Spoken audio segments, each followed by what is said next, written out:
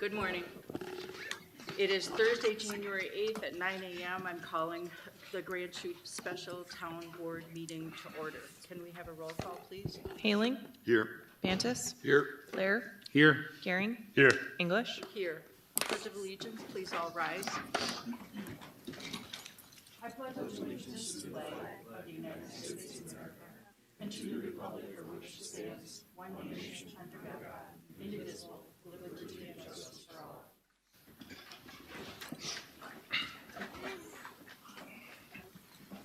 Can I get approval of the agenda and order of the day?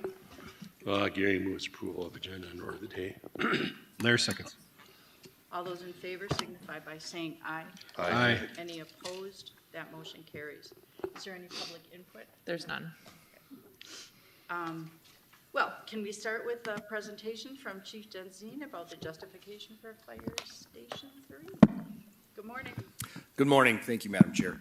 Let me say thank you to the board, not only for your continued support, but also for hearing out this idea today. This is something that's been in the works for a while. Let's see, Jason, if you could switch over to me. Hey, look at that, it worked. Technology is great when it works. So today we're discussing the needs for Fire Station 3. There we go. So today's goals are pretty simple, just to justify that need to the board, hopefully obtain some kind of Station 3 timeline guidance, when it could be built or should be built, and looking for some direction on some further events from the board as well. So Fire Station 3 was formally presented in 2019 at a budget hearing, at a budget meeting with the board. And it wasn't initially proposed to be built within that year, but it was meant in order to give for some future planning and to identify the needs, because our service need is having a gap created right in the center of town. So that was just to bring it to the attention of the board. What we ended up doing is, as a result of that, from 20 to 23, it was not actually in the CIP. It was put into 2024 in the CIP for construction. It was moved around. Our former administrator had recommended that we move it down to 26 at one point. We did that.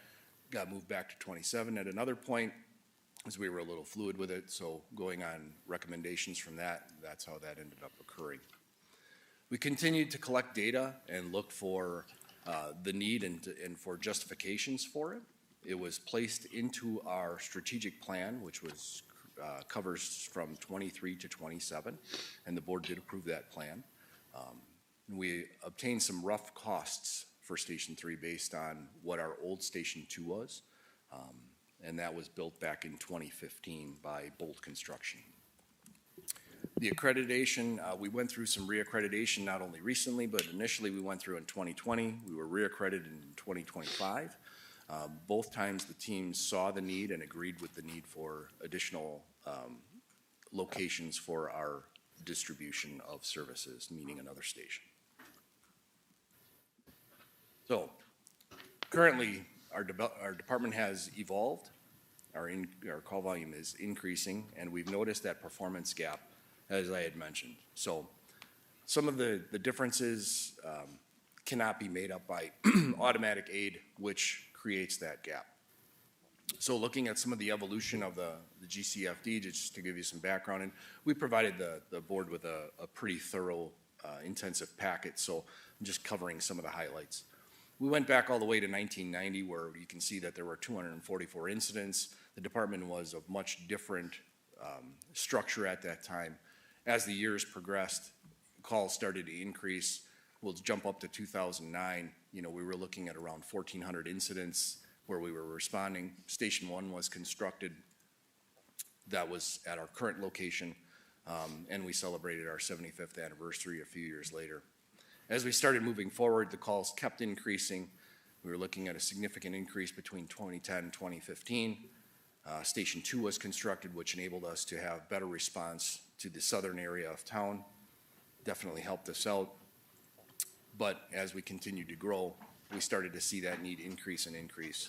So 2020, during the pandemic, we saw a minor increase in calls. It didn't necessarily chart of where everybody was going. We'll cover that in a minute. But then it kind of accumulated with what we ended up last year when we took over ambulance service with 3,600 calls.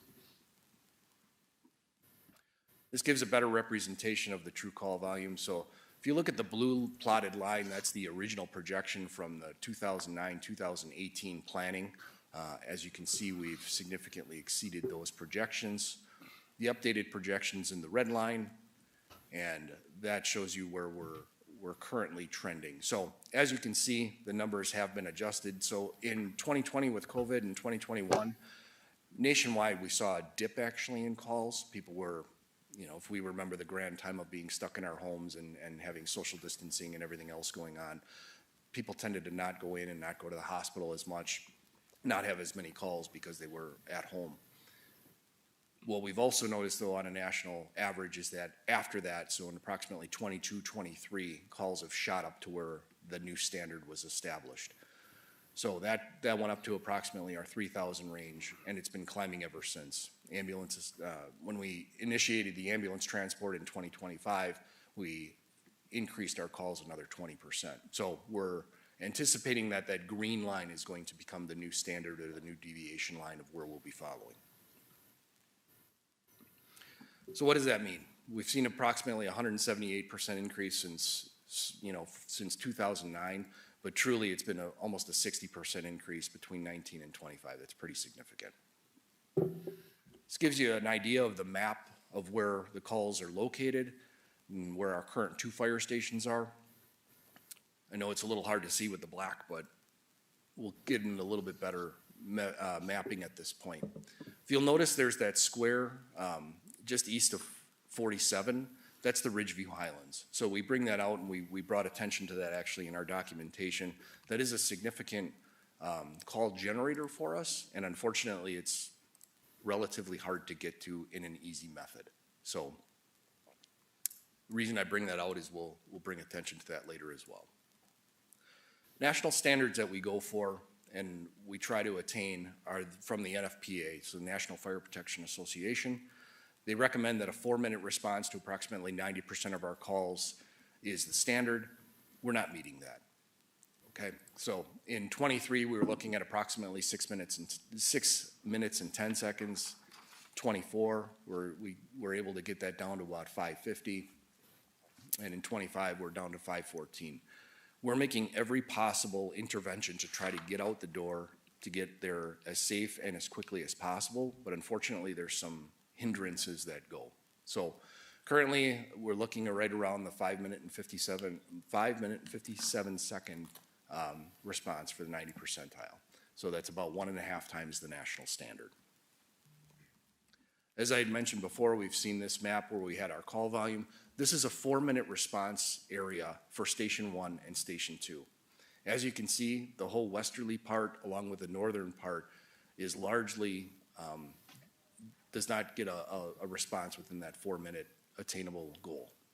So they're right around the 6-minute mark, give or take. So having that, we cover approximately 58% of our goals. Now, if you'll notice the call volume in 2025, it shows 3,491 calls versus the 3,611. That's because we had 120 runs to other communities helping them out.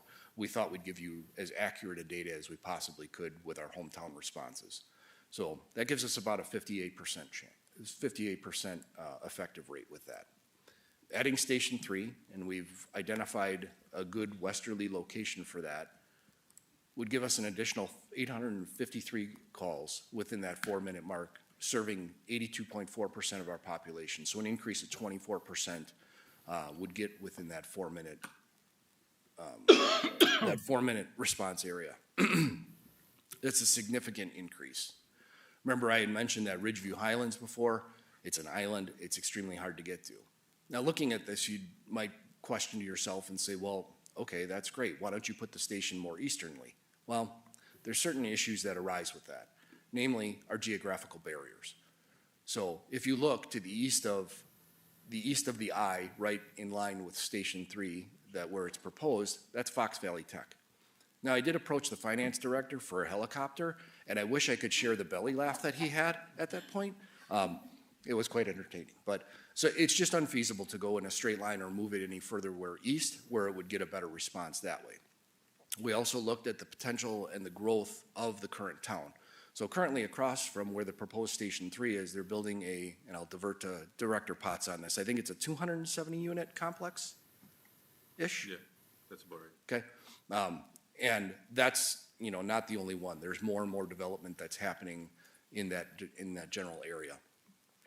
That also gives us the capabilities to respond not only westernly and easternly, but also northernly as well, where we're going to have more developed of probably the larger single-family homes. So if I'm going to toggle back and forth here a little bit between the two stations and the third station. As you can see, there's a definite overlap between the two, which is exactly what you want to have, because it helps to decrease the amount of time where we often have numerous calls going on. We have to send other stations to other response areas. It's going to help our coverage and help decrease our times that way as well. Might ask yourself, okay, so why don't we have some of our neighbors or our other aid partners help out with this? That's a great question, Steve. I'm glad you posed that. So what we see on this map is in the north we have Center, in the west we have Greenville, in the south we have Fox Crossing, and then in the east we have 4 of the 6 stations in Appleton, okay? All of those shaded areas are the 4-minute response areas for them. None of them, even if we enlisted their help, would get us to our goal of lowering the response times to that area. So really, it's a pretty huge challenge for us. We need something out in that area to go. We have been working continually with our partners for coverage of some of these islands. As you could see before, and I can flip back to those slides if you'd like, the islands aren't really part of the big generators of calls. Ridgeview Highlands is, as you can see in this map, it's on the western side of that blue square. Unfortunately, it's in Appleton. It's just one of those things that, like I had mentioned before, it's hard for us to get.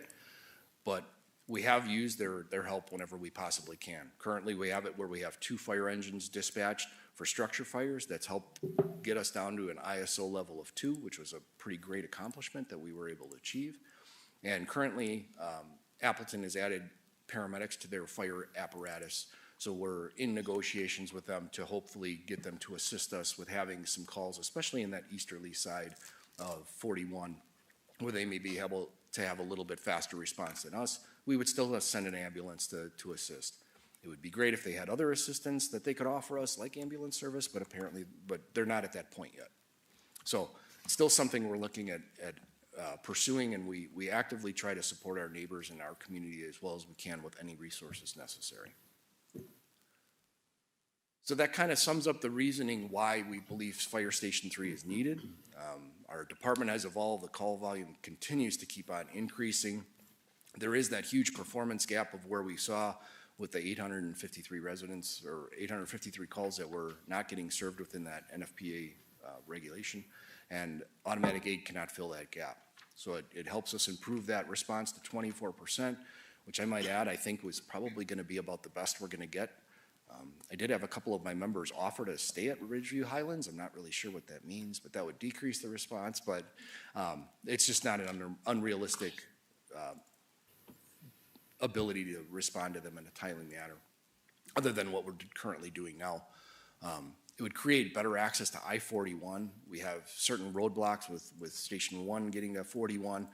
Station 2 currently has good access to it, but it takes them further to get to north. That would allow the third station to get either northbound or southbound relatively quickly.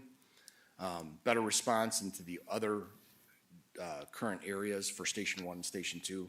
And it really provides for future town growth, especially in the northern part and the western part. Any questions?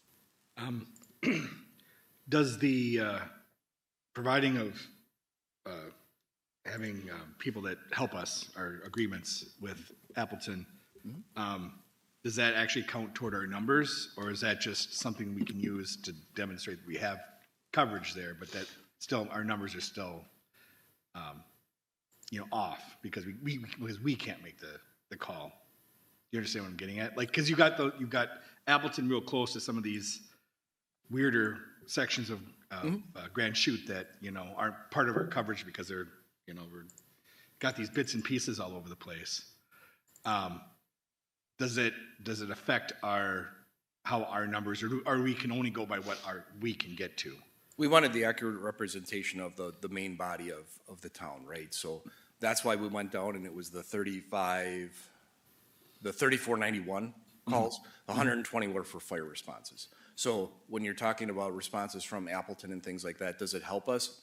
Yeah, it helps us in the northeasterly islands that we have, or it helps us down where it's the familiarly called Potato Point in the southern area, where they would send an engine to help respond to that, and then we would also respond as well. So we do get it there quicker.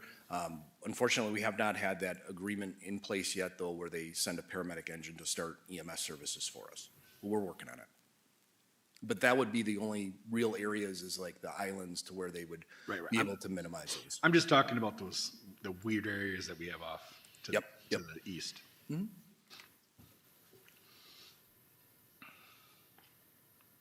In the next 2 years, can you realistically expect to meet your goals with the Highway 41 project closing off I-47, or not I-47, Highway 47?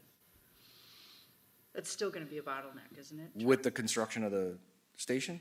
No, I'm sorry, the I-41. You know, you'd like to be able to maximize your response times, but they're still gonna, We're always going to have challenges, correct? And over the next 2 years, you know, with the construction of I-41, it is going to present some definite challenges, but we have been able to account and take some steps to avoid that. You know, it's not a permanent thing either, though, because construction after next year is going to move northerly, so it won't be in the town. Ridgeview Highlands, I think, you know, we're always going to have that challenge getting to that area. However, you know, the rest of the town, more westerly and northerly, are still the ones that are suffering the most from the delayed responses. okay.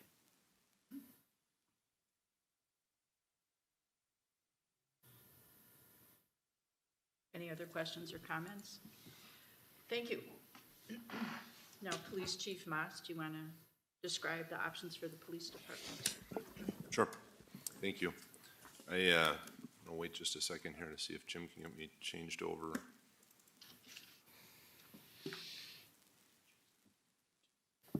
Oh, sorry, Jason's here. Wonderful, thank you. So I just wanted to give a little background for the benefit of the board on kind of why so late in the game there's been some other discussion. And shortly after my appointment to the position of chief, Chairwoman English asked me what my opinion was, and it spawned a conversation which I very much appreciated.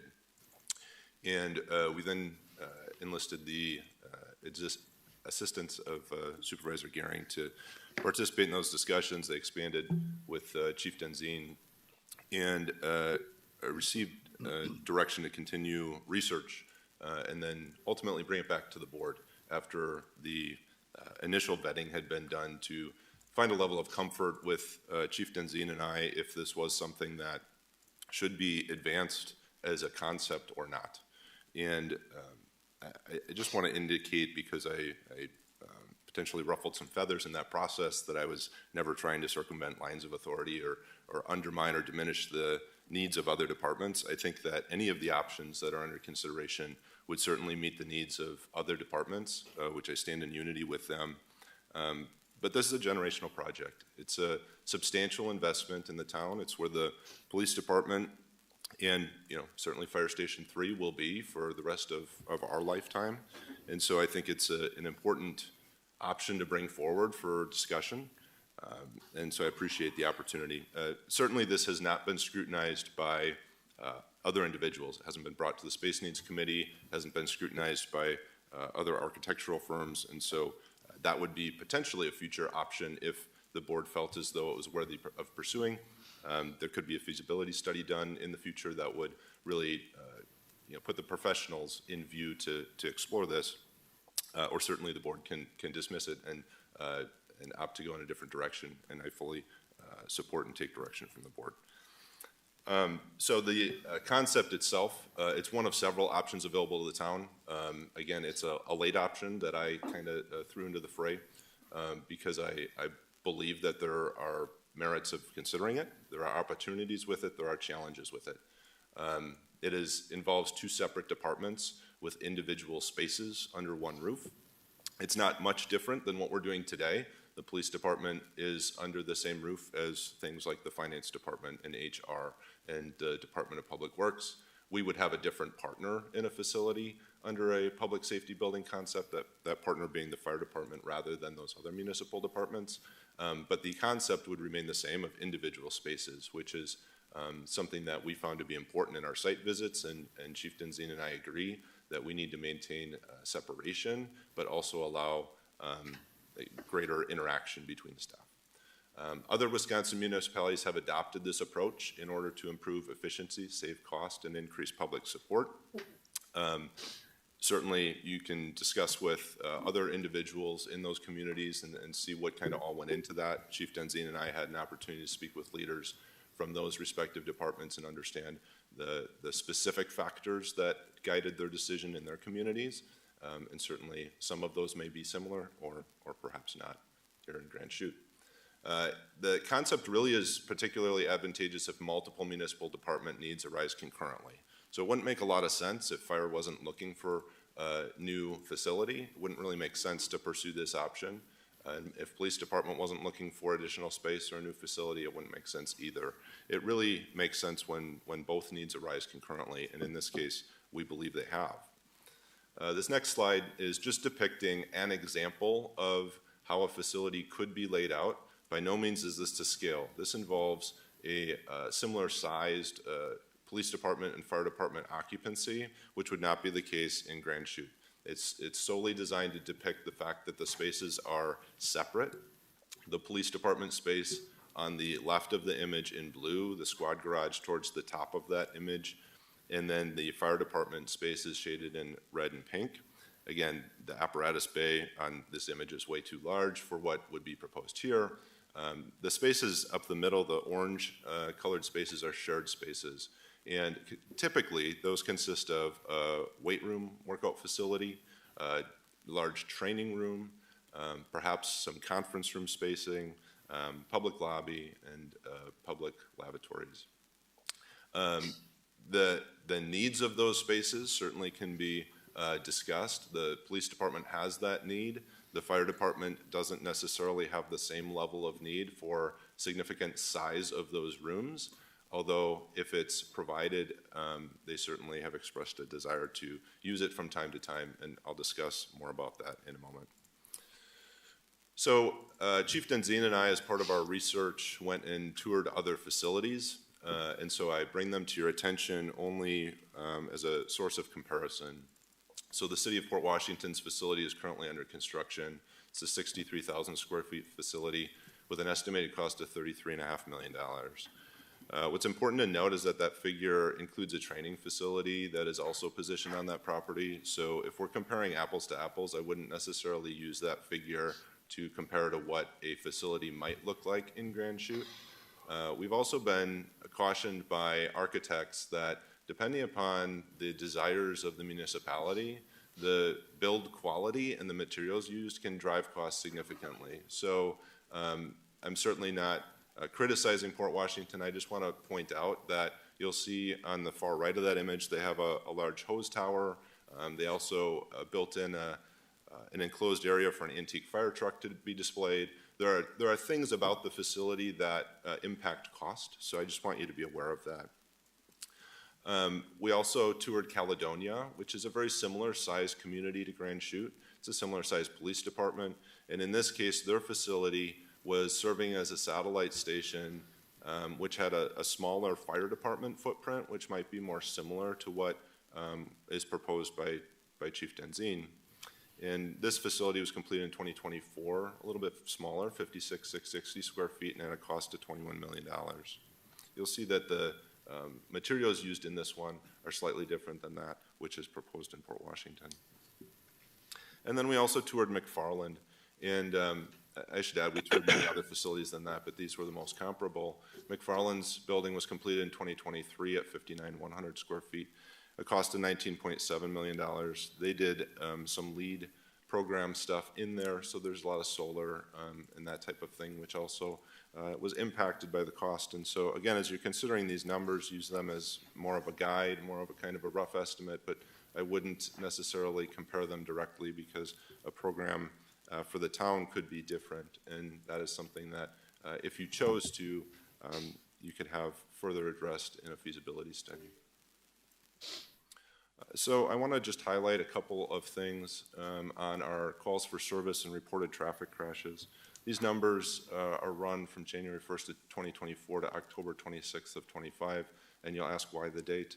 And it's because I had prepared these at a different time, and I haven't updated the maps and gone through that exercise since that time, although I don't believe that the data will change significantly if that were to be of importance to the board. So the star indicates the presence of the current town hall, which is where the police department is currently located. And you'll see the traffic crash numbers in the heat map, which demonstrates where those calls for service are occurring. And this is traffic crashes in the next map here. You'll see a similar distribution. This is citizen-reported calls for service. So these are things that citizens are reporting to us, asking for our assistance, and we're responding to. You see a similar distribution to the traffic crashes. Centered in areas that shouldn't be surprising to you, I can look at those red blobs and kind of make some assumptions about why our demands are what they are in those particular locations. Chief Denzine mentioned Ridgeview Highlands and some of the island over there. There's also some commercial property over there that we see heavy police response to, and so I'm not surprised to see that on that side as well. There were some maps that were developed that discuss the distance of 2 miles surrounding the town hall site. And then the other site that was chosen for the exercise was the Champion Center. And really that's because the discussion surrounding a public safety building had centered on a potential site option being near the Champion Center. That is what I want you to take away from these maps and the rest of the discussion really is less about a public safety building and more about where the police department headquarters should be placed, whether that is a public safety building, whether that's an independent freestanding building, or whether that's in addition to the town hall campus. So in those 2 mile distance maps, you see relatively what the coverage is, the blue being the town hall and the green being the Champion Center. And when I look at these maps and the changes that you see, to me, I would say that drive time and response time would be a more important metric than distance. And when you look at the 5-minute drive time map, you see that that blue area shrinks considerably from the 2 mile drive map. And the reason for that is accessibility. So because of the limitations at the town hall site related to getting on the highway, there had been ramps kind of thought of at one time. Maybe they could go in on Lyndale, and they haven't. And certainly with the highway project progressing the way it is, I don't think that that's reasonable to expect would happen in the future at this point. But because of the limitations related to access and the ease of traversing the town quickly, you see that blue area shrink and you see the green area grow. And it's because the Champion Center site, as Chief Denzine mentioned, is located near to Highway 15 and GV, which allows access to I-41 and 96 and major thoroughfares, which will get personnel into areas of the town more quickly. And then when you look at the 10-minute map, that gold area is the overlay of blue and green. And so you could assume that that gold area essentially is blue. That would be the limits of what could be reached if someone were responding normal driving behavior from the town hall. And the green is the added benefit by locating near the Champion Center. And so for the sake of clarity, the Champion Center site would reach all of the depicted area, both the gold and the green, within a 10-minute normal drive time, whereas the town hall site would not. And so there has been some discussion about we're different. Chief Denzine's fire department responds frequently from their facility, whereas the police department doesn't necessarily do the same. We encourage our officers to be out on patrol in the community, being a visible presence. And that is the approach that we take. That's how we deliver our services. However, there are a lot of things that require our officers to be in the building. We do a 30-minute briefing at the start of shift 3 times a day for our shifts. We have meal breaks that our officers take inside the facility for safety reasons. We encourage them to come back and use bathroom facilities in the building because of safety reasons. We don't want people in a compromised position out in a quick trip bathroom, for example. We have on-shift training that we conduct to try to maximize the use of uncommitted time of our officers. That training occurs within the police department facility. And certainly if we talk about inclusion of a firearms range in a building, that also will be a significant opportunity for us to train our officers, but will be done within the existing facility. Our officers come back for report writing. From an ergonomics perspective, they can do some reports when they're brief out in the field. They can dictate reports using our technology, but if they need to spread documents out because it's a more intensive case, they can't do that in a squad car. And they need to be aware of their surroundings. So when you're doing a report and you're sitting in a Walmart parking lot and you've seen the news of ambushes of public safety officers, they need to keep their head on a swivel. And so it's hard to analyze documents and really understand things as you're generating a police report when you're sitting in a police vehicle. Meeting with supervisors typically happens at the police department, including annual evaluations and semi-annual check-ins. When officers recover evidence from a crime, they come back to the police department to enter that evidence safely and securely. Virtual court appearances have become a thing post-COVID, and those court appearances, if they're not done from the officer's home off duty, we encourage them to be done from the police department. You can imagine when an officer's appearing for court, if they were in a squad car and there's other individuals around them, that would be problematic for the court. We also have officers come back to maintain their equipment. We have walk-in complaints that we field from individuals that come to the police department to do business. When officers meet witnesses, victims, and suspects, they often do that at the police department where the interview rooms are recorded. They conduct fingerprinting of arrestees at the police department in operational briefings.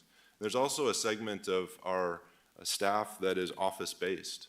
So our supervisors are frequently in the office because of the demands of that position. Our detectives are primarily office-based. Our community resource officer, the command staff are all office-based, but they're available to respond in the event of an emergency. And so the reality is that there are a lot of people in the police department on a regular basis, even though we desire to have those officers out on the road and on patrol. It wouldn't be realistic to think that they're not also in the building in significant times.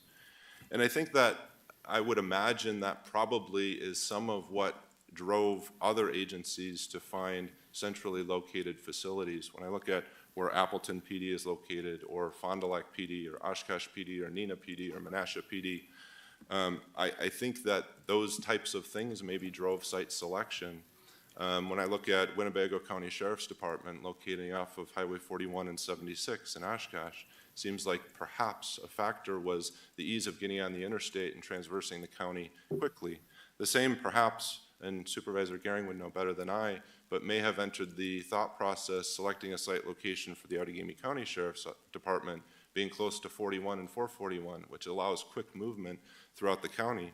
And so these maps, the takeaway for you is what site may offer advantages as far as moving within the jurisdiction of the town of Grand Chute quickly.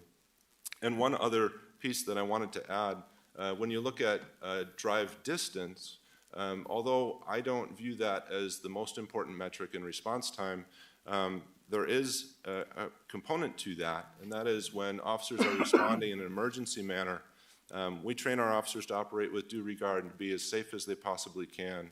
But if you've watched the media, you know that accidents sometimes happen, crashes happen, driver behavior can be unpredictable. And the amount of distance traveled when responding emergency does create additional risk to the community. So if an officer is exceeding the speed limit and violating traffic control signals lawfully, responding to an emergency with their lights and sirens activated, it creates additional risk for the community, no matter how safe they do it. But if that distance can be minimized so that their response is shorter in duration or shorter in length, it will increase community and responder safety. You'll see this image change a little bit. Okay, this is a graphic that the black line doesn't move, and it's just an overlay. This overlay is that 10-minute response time map, and you'll see, it'll come back here in a second, you'll see that 10-minute line is from the town hall site again. The Champion Center site, and I'm not committed to that location, I just use it as a frame of reference, would encompass all of this. So as it relates to traffic crashes, you see if an officer were responding from the town hall site, you see what would be not achieved within 10 minutes. And the next graphic is going to be the same thing with citizen-reported calls for service. You're going to see that overlay come across, and you can make some rough assumptions about the areas that wouldn't be reached within 10 minutes. And now 10 minutes is a relatively arbitrary number. We don't have a standard that we're trying to meet that Chief Denzine talked about, the NFPA standard he's trying to meet. I want to be clear, we don't have that standard. 10 minutes is an arbitrary time that we've used for this exercise. So the question is, what has changed? In Administrator Peterson's memo, he talked about the design of this building and the desire to have the department heads, the individual departments under one roof. And that was an incredibly smart move for a lot of reasons. Because when you think about where technology was in 2000, it was not as present as it is today. You'll see some dates up there. In 2002, the Town of Grand Chute website's live on the internet. Couldn't find the exact start date, but I know it wasn't live a couple months before that because it said coming soon in the Wayback Machine. But 2007, Apple released the first iPhone, and certainly the global pandemic that we all remember. And lots of things have changed, right? Our calls for service typically now come in via cell phone or via landline. It's not individuals walking into the police department to make reports. The vast majority of our open records requests come in through email, whereas in the past people would have to come to the department to fill out a paper form, request the records, and come back to receive those records. Now they send us an email, we fulfill it in a response email. In fact, we take a lot of complaints after the fact, retail theft complaints via email as well. They send them through a form on our website, and we investigate them and correspond with the individuals via email. And so there's a large virtual component. And how has that changed what we do? And that's perhaps for the board to consider is it as important today, 25 years later, as it was in 2000, when this facility was constructed, for all of the departments to be under the same roof? You'll see the picture of Thrivent there on the right, and I chose that picture on purpose, right? Because I think everyone knows about the changes that Thrivent has underwent and the anticipated changes to their facility. A facility that once brought everyone together, included dining options and all sorts of things to try to make it easier for both the customers and the workers. And I had a family member who worked at Thrivent growing up, and I remember her traveling extensively to go to meetings, mostly in Minneapolis, but also across the country. And now a lot of those things are done virtually. I talked briefly about virtual court appearances, which have been happening, but a lot of meetings are done virtually now. And just the other day, I needed some help from IT, and Saren did a fantastic job, but she remoted into my machine, and she took care of my problem. I was sitting in my office, she was sitting in hers. We were in the same building, but she didn't need to get up and walk over to fix the problem. She just remoted in and took care of it. And so we've become much more efficient. And so there is a question about what is in the best interest of the community and where should we put the facility. And those are things that have to be weighed. So there are some opportunities I see. These opportunities, some of them relate to a public safety building, and others just honestly relate to locating police department headquarters more centrally located in the town or closer to our calls for service. So again, I would ask that you consider in that context both a public safety building or perhaps an independent freestanding building or something different. But the response time reductions, I think, are an important opportunity for us to increase our ability to serve the community and to provide more timely service to them, and the corresponding reduction in risk of responses that I talked about, emergency responses and the distance traveled. I believe that there are some cost efficiencies related to exploring a public safety building option. I cannot say the same for a freestanding building because I haven't explored that. I've talked with different architects throughout this process, this research process, who have constructed public safety buildings before, and they've outlined some significant cost efficiencies. I also spoke with the architect who worked on the space needs study, and he also indicated that there would be cost efficiency. Now, there's a caveat to all of that, right? How much cost efficiency will there be? Will that cost efficiency be consumed by other factors? That would need to be explored. I can't provide you with exact numbers of what it will impact the cost. But what I do know that mobilizing a construction crew on one site versus two is more efficient. Ordering materials in larger quantities is more efficient, reduces cost. So there are things that will impact that. Maintaining flexibility for future growth at the town hall site, and I'll talk in a couple slides about the unallocated space issue that's presented at the town hall. And the question for the board to weigh is how much unallocated space should be preserved, or should there be any? Should you build the facility out to its maximum extent, or should you preserve an opportunity for growth within the town hall for future departments? When we're talking about an investment of this size, if you invest in DPW staying here, which I think is being done currently, and if you invest in PD staying here, which is one of the potential options, your flexibility does diminish in that once you've made significant financial investments in both of those major departments, if you ran into a position where you needed additional growth, you'd either need to identify another opportunity for addition or expansion of the facility, or you'd have to move somebody out.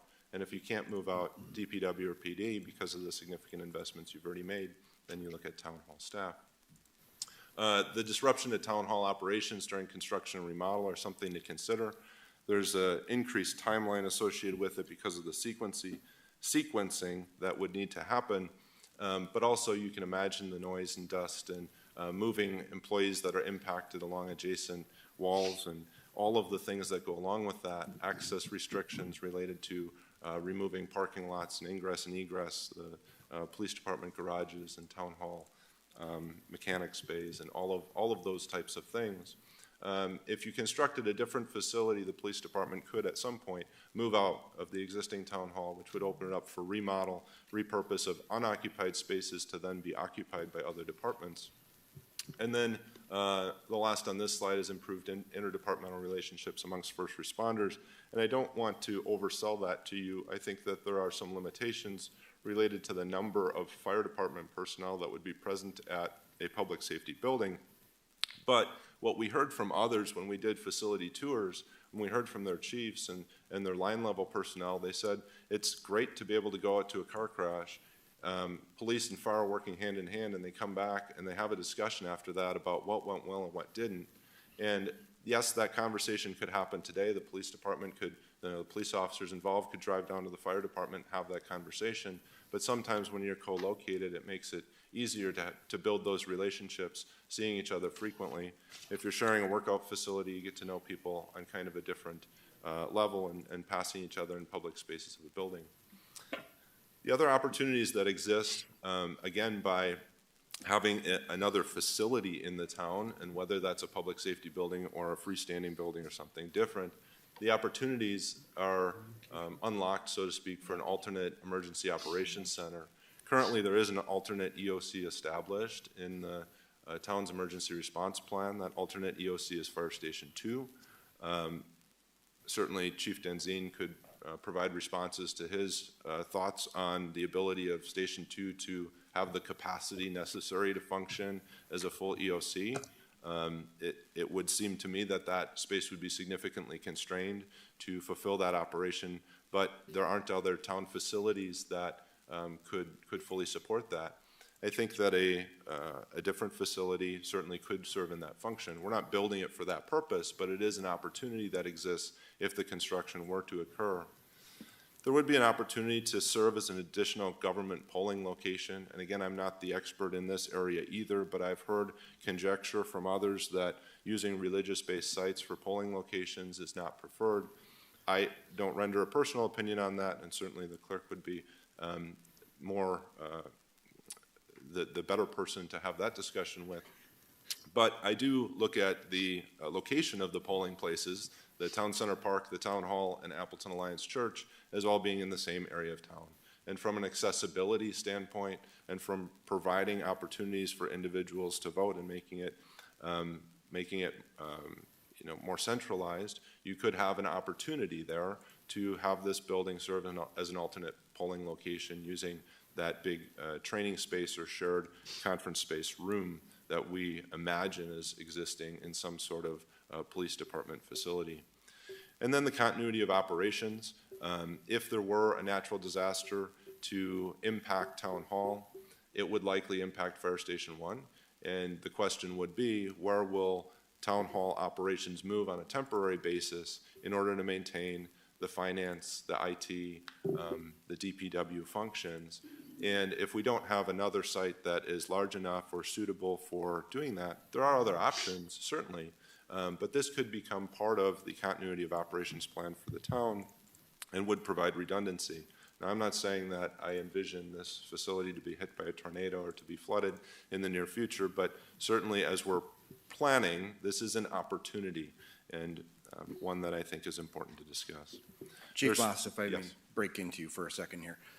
During our reaccreditation visit that we just experienced, that was one of the weaknesses that the team actually noted, and that's something that we have to work on. It's actually in my review for next year of not only of a continued operations policy that the board will need to approve, but also looking for other facilities for a separate EOC. Because as Chief Moss had noted, Station 2, would we be able to run a secondary EOC out of there? Yes. Would it be extremely tight? Yes. Would it be functional? Maybe. But if we did have, considering we have Station 1 and Town Hall in very, very close proximity, the likelihood of both structures being damaged to the point where functionality would be challenged is pretty great. Having a secondary location to be able to continue operations for the clerk, for building, for everything else would definitely be a very strong positive and something that really needs to be evaluated. And I think that's a big point that we, out of a combined structure, that would definitely be a huge benefit. Since Chief Denzine gave me a pause, one more thing that I wanted to address was the potential location near the Champion Center obviously offers potential options for regional EOC, regional facility if we were to engage the Champion Center for, say, a warming facility or a charging facility. Back during the global pandemic, we talked about how we would distribute food and water as a town if it became necessary, and we were trying to grasp at where that would occur, how it would occur, and Town Center Park was identified as maybe one of those potential places, albeit with some limitations. And so, again, I'm not saying that this facility would need to be located there, but it is interesting to contemplate. So there are some challenges, certainly significant challenges that need to be understood and weighed by the board relative to this, site selection and acquisition being one of those. So somebody had asked me recently, well, how do you justify suggesting that the Champion Center site is the best site for police department headquarters? And my response to that is it might not be the most central located to our calls for service, right? If we truly wanted to be in the center, we'd have to have somebody evaluate that. But my guess is we'd end up somewhere around where Fleet Farm is, maybe back where the old police department was, right? That might be more centrally located. However, there are issues with that. Are there sites available? What's currently constructed on those sites? Are there environmental impacts? What would demolition costs be? You're removing that property from the tax roll by constructing a public facility there. What was the value that could have been constructed? All sorts of contemplations about those. And so the Champion Center site had been discussed, I think, from the start because it was a desirable location for Chief Denzine. And when we were talking about a public safety concept, it made sense that we would follow them because they have more of a need to be in a particular area than we do to some extent. But again, you know, notwithstanding all the maps I showed and the belief I have that we need to be in that general area. But certainly we're not saying that that is where it has to be. The town already owns that site. There are some wetland impacts potentially we need to investigate. We need to understand. The CDA controls part of that land. There are things that could become challenges that we need to work through. So I don't want to suggest that they're not. Custodial services has been brought up as an issue or a potential challenge.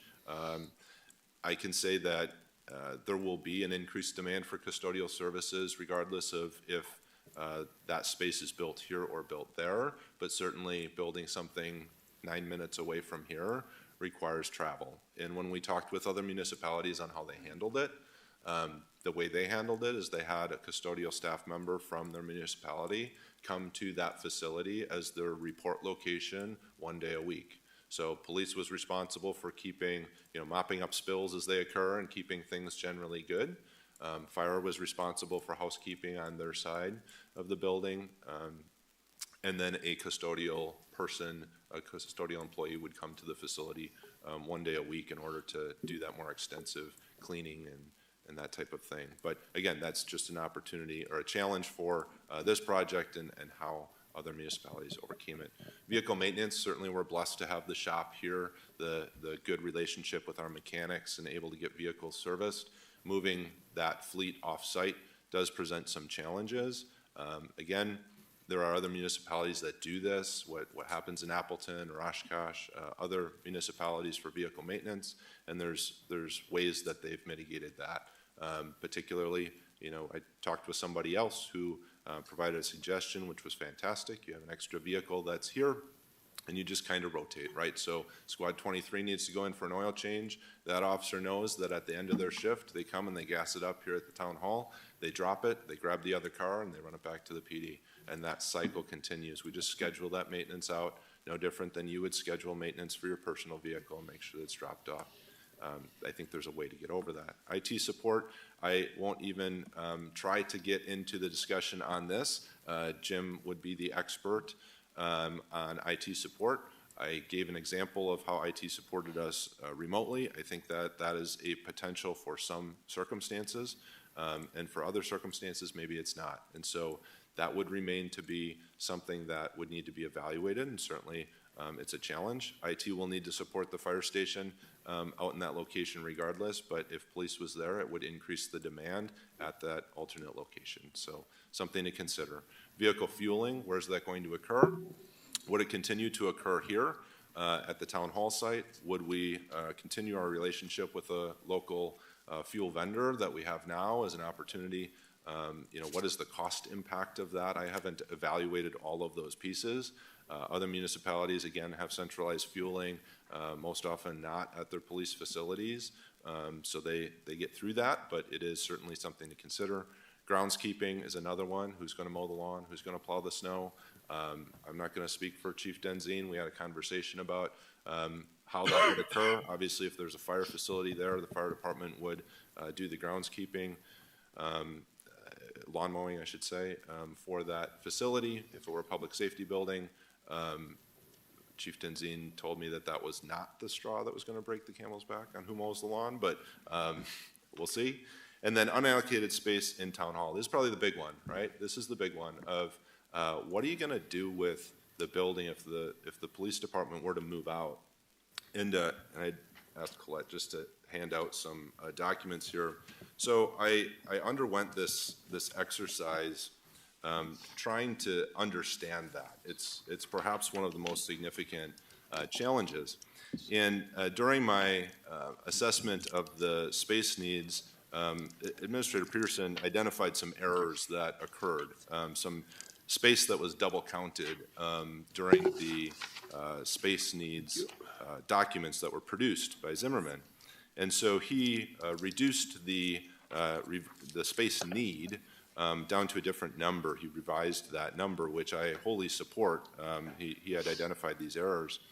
And just this morning, I believe we potentially discovered another error that was about 1,000 square feet or so. And so what I did on the top of this document, the square footage of the town hall, I was able to find the original blueprints thanks to the help of Director Jolma, and was able to come to a determination that the total square footage of the town hall is 66,804. Administrator Peterson's memo indicated that 44,445. We discussed this morning about 1,000 square foot, what we believe potentially to be an error that would get added to that total, which results in an unallocated space calculation of 11,359. During my review of the documents, I identified some spaces that I believe were missed. They were not identified in the town hall space needs document. And that was the fitness center, fitness center locker rooms, the employee break room, vending storage, and the break room restroom. And you'll see in that chart a description of the space, what the current square footage of those spaces are. To the best of my ability, I took a tape measure and measured them out, with the exception of vending storage that I don't have access to. But and then multiplied them using the department grossing factor and building grossing factors provided by Zimmerman. I also included a proposed square footage number for those locations to help give the board an idea of, if they had been included in the space needs study, what might have been a result of those discussions. So 1,700 on the fitness center, that is what was proposed for the police department when it was going to stay here. That's where that number came from.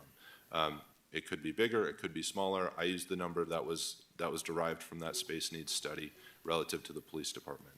The fitness center locker rooms, the 2 rooms that are down there right now, they're labeled men's and women's today. It's 230 square feet. They're essentially unusable because they are so small. So I put in a very modest, what I believe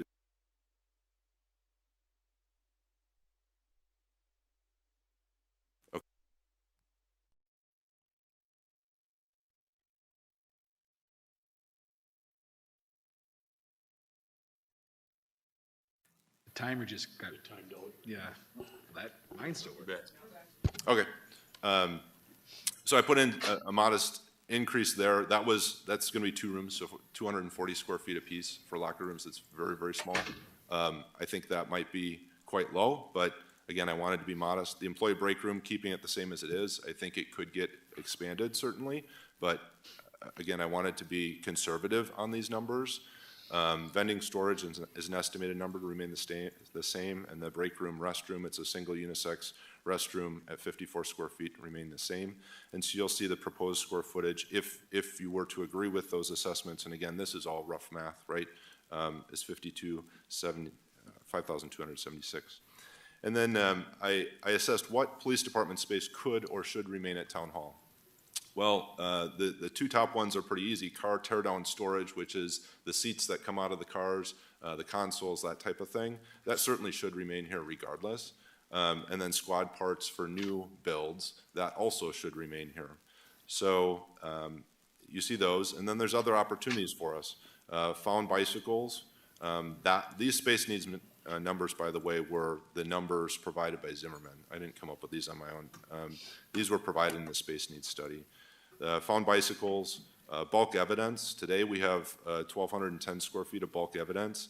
That space could remain here for long-term cases, things that we're not accessing on a regular basis. They're the homicides, the fatal crashes, things that we're holding for a long period of time. The evidence bays and evidence processing products to process vehicles. If the impound were to remain here, it would make sense to keep the evidence bays here because we frequently will process a vehicle in the bay and then move it out to impound. So there's reasons to do this. In speaking with chiefs from other agencies, they also have used this approach before. They have a different evidence facility for the long-term storage of things that aren't going to be going anywhere. They have off-site processing bays and impound. So this is not anything that would be unique. And when I multiply by those department and building grossing factors, you see it ends up being 6,132 square feet. So there are some potential options the board could consider. If you add the proposed town hall space and you don't retain any PD space, my calculations, you have about 6,000 square feet left over, which is unallocated, which perhaps allows for future growth, or perhaps you view that as unnecessary wasted space.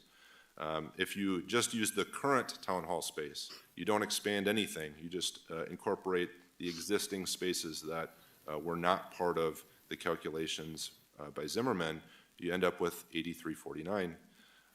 If you add the proposed town hall space and you retain those PD spaces, you actually end up with a negative number, but I put 0 because I think we could figure out a way. You would use all of the space unallocated in the building. And if you add the current town hall space and you retain the PD spaces, it's 2217. And certainly if you keep the PD here, you can get that number to 0, right? We can find a way to use all of the space. And so one of the questions the board perhaps would contemplate is how much unallocated space is prudent. in a building. Certainly in 2000, when this facility was constructed, there was unallocated space as part of that construction plan.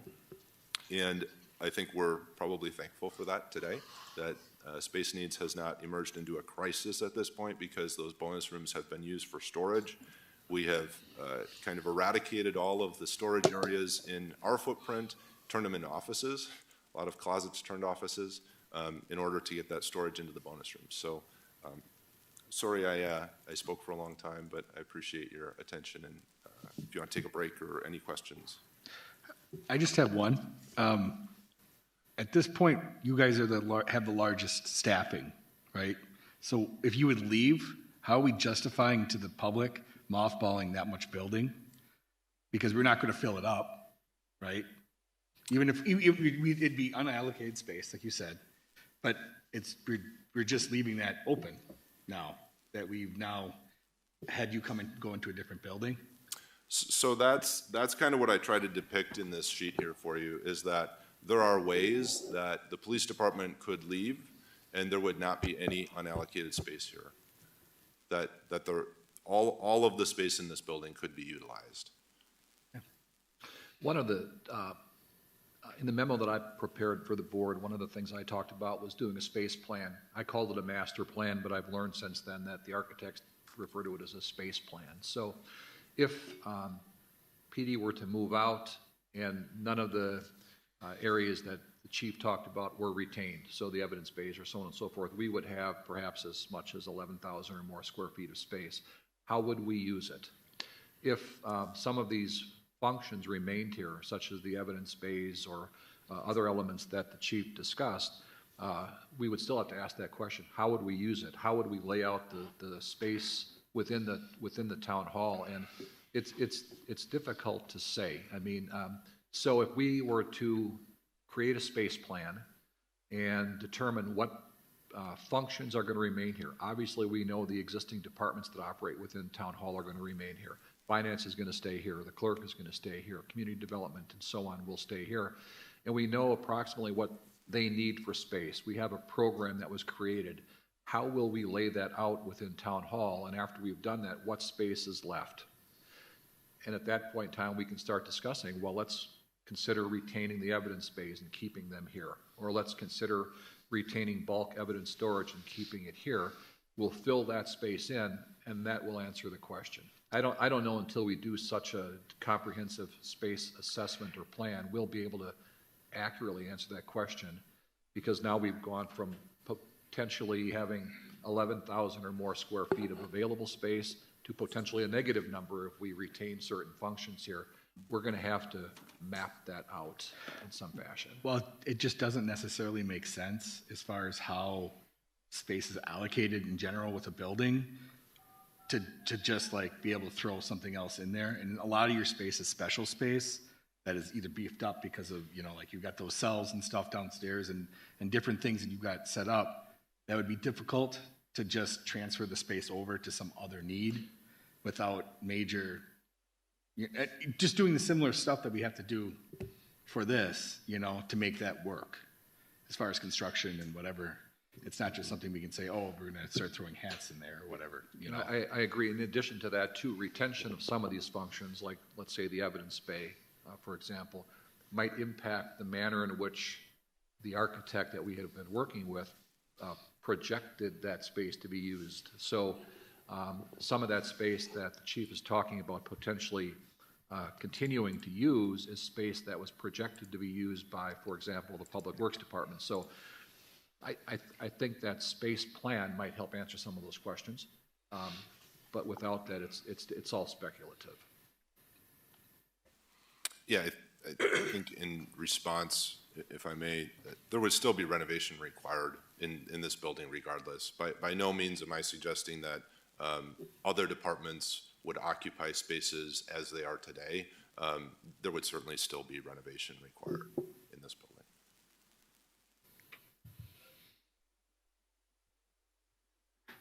Can you tell me, what was the anticipated square footage of the proposal for the addition on the town hall? I can tell you that, one moment.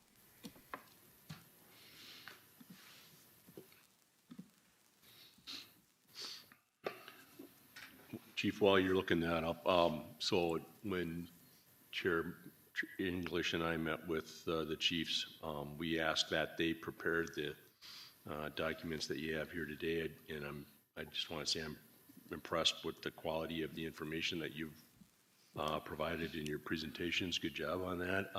But I do have a question. I'm referring to Administrator Peterson's document.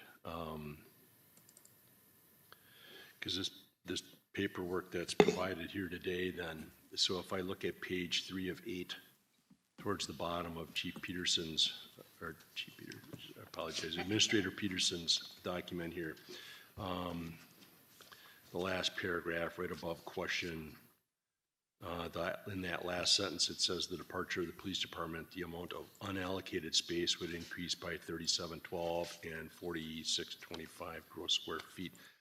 So this assumption here is that if current PD spaces are retained as PD functions, is that what you're talking about with the evidence storage and everything? What does that do? What does that do to these numbers? In theory, if we retain some of the police department functions here, those numbers would be reduced. Okay. So those numbers don't take into account So any you have proposals. not put, this is just speculation at this point because you don't know. At this point in time, so this is very helpful. The document that the chief provided is very helpful, but I didn't see this prior to putting this memo together. So if, for example, we were to retain here 1,400 square feet of evidence-based space, that would lower that number that you see in my memo. It would reduce the amount of unallocated space that we have if we retain some police department functions in this building. And does it, Chief Maas, does that make sense or to do that going forward? I mean, because then it's just another reason why you're coming here then to conduct business. Because when at the beginning of your presentation you had a proposed building, right? So I assume evidence storage was in that. Right? Yeah. Okay. So let me, if I may, jump back to Chair English's question, because I have that answer, and then I'll jump back to yours, if that's okay. The proposed new construction of the addition was 54,465 square feet, which included a connection hallway, if you will. That was 2,400 square feet. If you take that connector off, the net would be 52,065 square feet. And back to Supervisor Gehring, your question. So it's weighing the opportunities and challenges, right? So when I approach this, my personal opinion is that locating a police facility closer to our calls for service brings significant advantages for the community. And so when I approach this problem of what do you do with the unallocated space, I approach it from the perspective of I want to maximize our service to the community and also not significantly disrupt police operations. So how can I do that? Ways I can do that is by keeping bulk evidence here, because I know that when we have a homicide case that we have to retain that evidence for appeal, the chances of us accessing that are very, very low. We just need somewhere to store it. And so storing it here would be fine. It will reduce the construction square footage of a new facility, certainly because it will be here instead of there.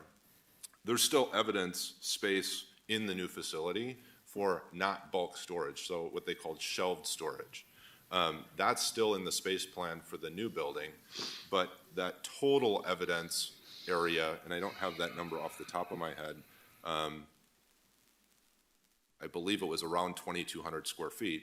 So you'd take the 1,200 off of that. So the new building, you know, is maybe 1,000 square feet of evidence storage. You have 1,200 square feet of bulk storage here. The evidence bays, it's very infrequent that we process a vehicle for evidentiary purposes, but when we need to, we need to. And so we could process that vehicle here. I could defer to Captain Yeager on how many, if she could render an opinion, how many vehicles we've processed in the last year, I would venture, I guess, we could maybe count them on one hand. And so it's not overly cumbersome to have that occur here. There's some efficiencies with the impound yard being here, quite honestly. So I don't see that as disruptive to police department operations, having it here versus there. And I think the benefit, when you weigh it in the balance, at least again, in my opinion, I think if there's an opportunity to use, if using the square footage is important to the board and important, there's a way to do that without disrupting police operations and also then see the benefits of a facility that's not located on the town hall campus. That's my opinion. And I appreciate that. Unallocated space post-move has been part of the conversations that we've had all along. And I just, to that point, then I'd like to see what that revised unallocated space might look like given these changes that you're suggesting. And then I go to page 4 of 8. Under the question and the how does the board, so you're talking, Administrator Peterson, you're talking about having ZAS do a revised square footage calculation, taking into considerations things that the chiefs have pointed out today, if the PD would vacate? Because unallocated space for me is a big deal. I mean, it's part of what you have to convince the public. I mean, you do a good job creating the picture for why a move makes a lot of sense, but the unallocated space, I've described these borders as the Achilles on this whole thing. And if what you're doing here drops that, that 3,000 square feet down to 1,500 square feet or whatever, I mean, then it's easier to get your head around that, right? So, especially when you look at, because we had a pretty good idea what the building was going to be if it happened here in terms of costs, and then what would be the revised cost estimates for a joint building, and then basically remodeling, backfilling in this building. But then that gets me to my other question then is, there's a lot of discussion in here about land availability and the Champion Center. So there's page 5 now, item number 7 on page 5, it talks about 4.84 acres of land with the Champion Center, but then an additional parcel of approximately 9 acres. Do we know what's the footprint on like McFarland and Caledonia? Is it a 5-acre parcel? Is it a 7-acre parcel? Is it 3 acres? What is it? How much land they? I believe we were anticipating approximately needing at least 7 acres. So 7 acres? If we were looking at an individual Fire Station 2 is located on about a 1.2 acre lot. So that 4.84 acres, I believe, is that corner of that corner right by the Champion Center. So that would definitely fit. And we wanted to provide options, right? Because we weren't sure the direction of the board. But just north of that corner, where the high tension power lines go, there is an additional, I believe it's a 9-acre parcel that is located there on that CDC owned property. So that would give ample space for it. Mr. Patz, I'm going to bring you into this conversation. So what is with the CDA now, what is the agreement in terms of who owns that property with the town? If for instance, this proceeded and we wanted to get an additional 3.5 acres with the CDA property, would the town of Grand Chute, would there be an expectation that we would pay roughly $37.5 per acre for that property? Is that? My perspective is no.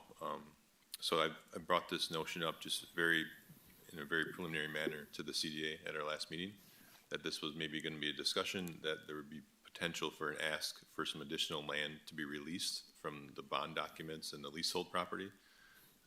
In the way, my understanding, there was no opposition to that noted by any member of the CDA.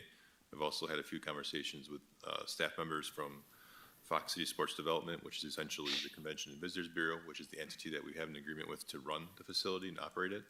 No issues noted there either. We just had a meeting yesterday with the Champion Center staff from Fox City Sports Development about an expansion at that facility, and that land that we're talking about, which is this land to the west here, would never be used, or there's no intention to ever use it for any expansion. The expansion is north of the existing field house, and then parking expanded to the east. So there would be a process in place. We've done it twice, or a process required, I should say. We've done it twice to release property from the bond documents. It's somewhat cumbersome, and there's a lot of legalese involved. We'd work with our bond counsel to do that.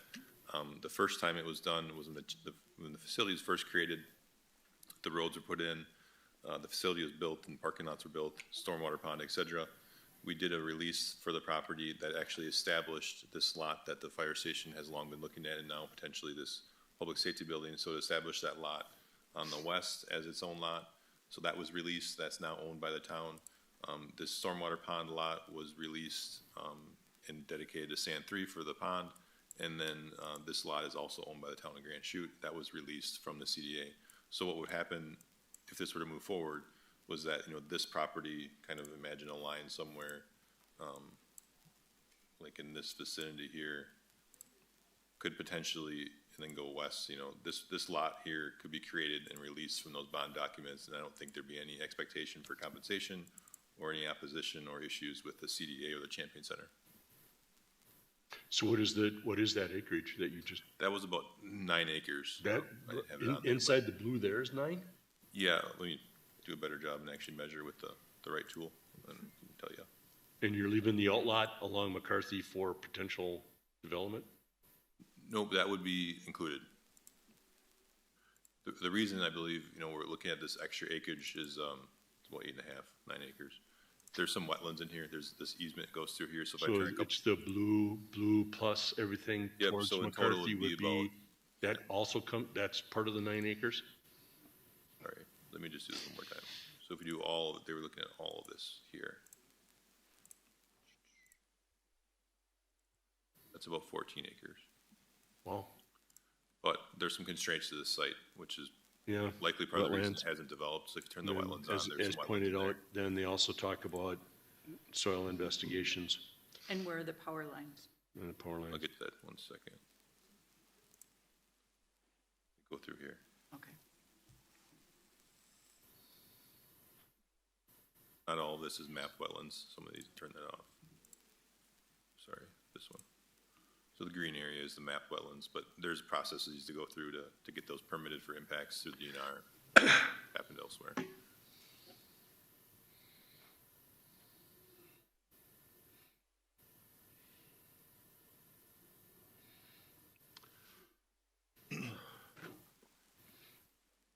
Addressing the court's needs, their operations and security factors. A lot of things that the courts do are consistent with police services that are needed. I mean, there's a security issue. There's, when there's court, there's obviously people sometimes come here and not only they're coming for court, but they're maybe going to the police department for copies of reports or whatever, requesting that. Parking fines are paid at the PD. Other violations, traffic violations, other ordinance violations are paid at the courts. A lot of times people are going to the wrong window, they're trying to pay their parking fee at the court or whatever. It seems that there needs to be a relationship between courts and PD, although I understand they cannot be in the same offices and their records cannot be stored the same and blah, blah, blah.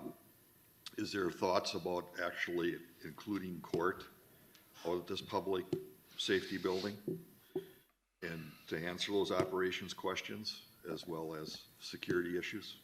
Yes, absolutely. So that's where the benefit of research and exploration came in. So initially, I had an opinion that perhaps municipal court could stay here. That might make sense. And as we went and toured other facilities, we found other facilities that moved municipal court with them to the new public safety building.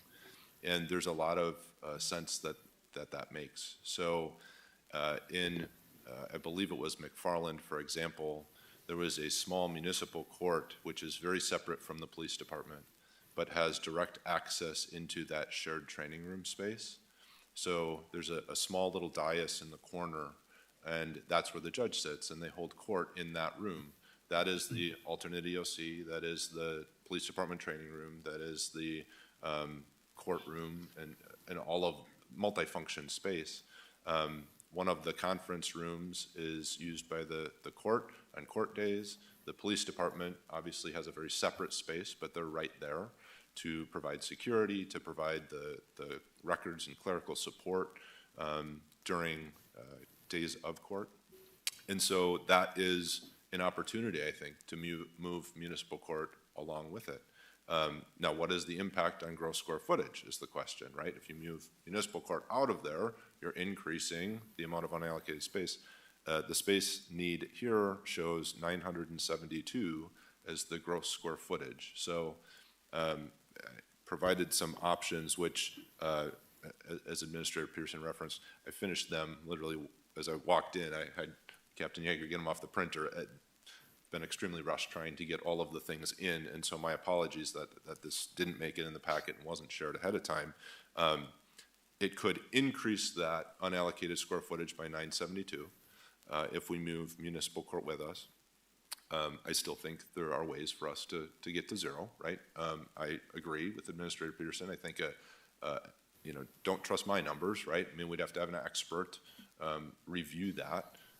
But I think there is good logical reason to bring municipal court with us, so to speak, to another facility if that were the direction the town board were to take.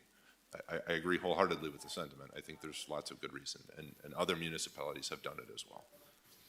So municipal court actually needs to be, the judge or whoever for municipal court actually needs to be represented with this concept. Absolutely. So that their needs are met. Yeah, and so, and that's a great point too. Again, this conversation kind of spawned and evolved, but all of the relevant parties have not been part of this conversation at this point. If the board wants to consider this option, certainly it should be, right? I mean, it should be run past all of the relevant impacted parties. Part of my issue also, though, is that we haven't really finished what we needed to get to the introductory stuff of the other proposal, because we've kind of stopped stuff in the middle. Like, we don't really have a plan that gives us this accurate, right? Or is there a space needs set up that was done originally and again is 5 years old or whatever age that particular plan is, because it's been delayed for the length of time that's been delayed. What's been done to this point is a program assessment, so each department met with the architect and talked through what their needs were and came up with a square footage total for their needs. And then what the architect did with that information was just kind of put together a concept. He actually gave us 5 different conceptual approaches. You know, two of them were off-site facilities, one for public works, one for police. And there were 3 different concepts within the footprint of this building with some addition added to that. And then the space needs work group settled on the addition/remodel concept that they thought was best suited to meet our needs. But beyond that, we have nothing that presents any detail. So how would, for example, the floor plan be laid out? Who would sit where? How would we consume whatever space was available? We haven't gone to that length of detail yet. That would probably be one of the next steps in the process. Right, but if you're evaluating this plan with the other plan, that means we have to have them being co-produced, so that adds, again, money into the thing to come up with this plan and that other plan, as opposed to deciding on a single direction. But it's hard to make that decision if we're gonna come up with another plan and have a whole nother variable of, paying options, like, I realize, because again, we've had conversations and that this stuff is kind of done before, now we're coming back to it. But, I'm saying, like, in the process of building, we're kind of jumping around in steps here, because we're kind of coming back to something that was already dismissed at one point. So, like, we're adding cost by doing this now, if we decide one way or the other. But the thing was, we were actually looking at doing is potentially building a standalone PD or a standalone highway department, a street department. In this case, we're actually looking at building a public safety building to house a satellite fire station, the police department, and probably courts because of space needs for the PD and for the town. Right. And the need for another fire station from a response. But it's point also, standpoint. it's also related to how much it's gonna cost. Well, correct, that's two things to look at. But it may be a whole lot cheaper to actually build a separate building with public safety in mind. Right. Because basically, when you look at what does go on in the lobby out here, and I did read that in somebody's documentation, I don't remember if it was the police chiefs or the town administrators, but when you look at what people come in here and the functions in the lobby, they're really kind of coming in they aren't coming in to necessarily go to the PD most of the time and community development or public works. They're coming in and either going to the PD or courts or both those places, or they're coming in to go to the legislative window, or they're coming in to go to community development or public works. There clearly is a separation. In light of that, I mean, I don't agree with that extra spending that extra couple of thousand square feet, the dollars for that to actually build a hallway, which was my concern because of originally the layout of this lobby in a one-stop center, so to speak. I don't agree it makes a lot of sense to build a hallway down around here to get to the PD that's next to us. When you look at the whole concept of this town hall right now, and basically what was even done last time in regards to remodeling the parking lots and putting Evergreen Drive and stuff in, basically this footprint for this town hall is actually is full. It's really getting full. I think there's something to be said for the things that need to stay here for the PD long-term, like some of that storage you're talking about. And maybe some of that could be a little bit lesser at the community development site or Champion Center site. So I think there's something to be said for actually exploring that public works, or I mean that public safety building further, and looking at potentially what goes on here. The other thing along with that is when you look at actually moving the PD, most of the PD operations out of here, it really kind of allows us to start expanding the department spaces. Community development can move over a little bit. IT can move over. Public works can maybe go into the PD. You can do it more in phases based on actually remodeling an area and moving that department's operations into that area you remodeled, and kind of doing it a little bit more piecemeal over time, and perhaps it's a little bit more fiscally responsible. It's just something to think about. The other thing that I guess I think about, and I really am concerned about what the fire chief and the police chief think about this, but the Champion Center site, I mean, there's obviously a lot of traffic out there when there's stuff going on out there in terms of parking, in terms of people coming and going. Does that present any issues for either PD or fire department operations? Like the mall during Christmas. Chief, you want to start, or? Sure. I would say from my perspective, from the police department's perspective, we wouldn't see that as a deal breaker. Certainly there will be, some potential limited impact to on-street parking on Champion Drive. Director Patsa talked about, future plans, potential plans for expansion of parking at the Champion Center site. There may need to be some modifications there, depending on where the driveway access would be. Access out to McCarthy, I don't think would be congested to the point that we'd be concerned. We don't have traffic signals that are so close that it would cause queuing across the driveway on McCarthy, nor on Champion Drive. Champion Drive certainly would be more congested. we'd have to, like I mentioned, address the on-street parking to some extent. So I don't see it as an insurmountable issue from my perspective. Fire concurs, and we've done some research, especially we've been on numerous calls to the Champion Center during times where they've held large events. The Champion Center's busy all the time, right? And exactly what Chief Moss said, with depending upon where the driveways are, we would like to see 2 entrances, one off Champion Drive and one off McCarthy, if possible. If not, that's fine. We believe going off of McCarthy would be just fine. There would be that some parking removal probably, but we don't anticipate any kind of problem responding in either direction. But that's also one of the reasons why that lot was so attractive to us. There was a lot that Director Patza mentioned that was south of the Champion Center. That one exits onto Champion Drive and really kind of bottlenecks us. So that's why we initially pretty much disregarded it for the potential to build there. It just didn't work out well for flow. We thought we'd actually run into some issues with that. So just to give a little further insight. And I guess my thoughts are, as far as selling to the public, I think it'd be a lot easier to sell the public safety building concept to them as opposed to selling that addition to the town hall, really. So if I may, so what,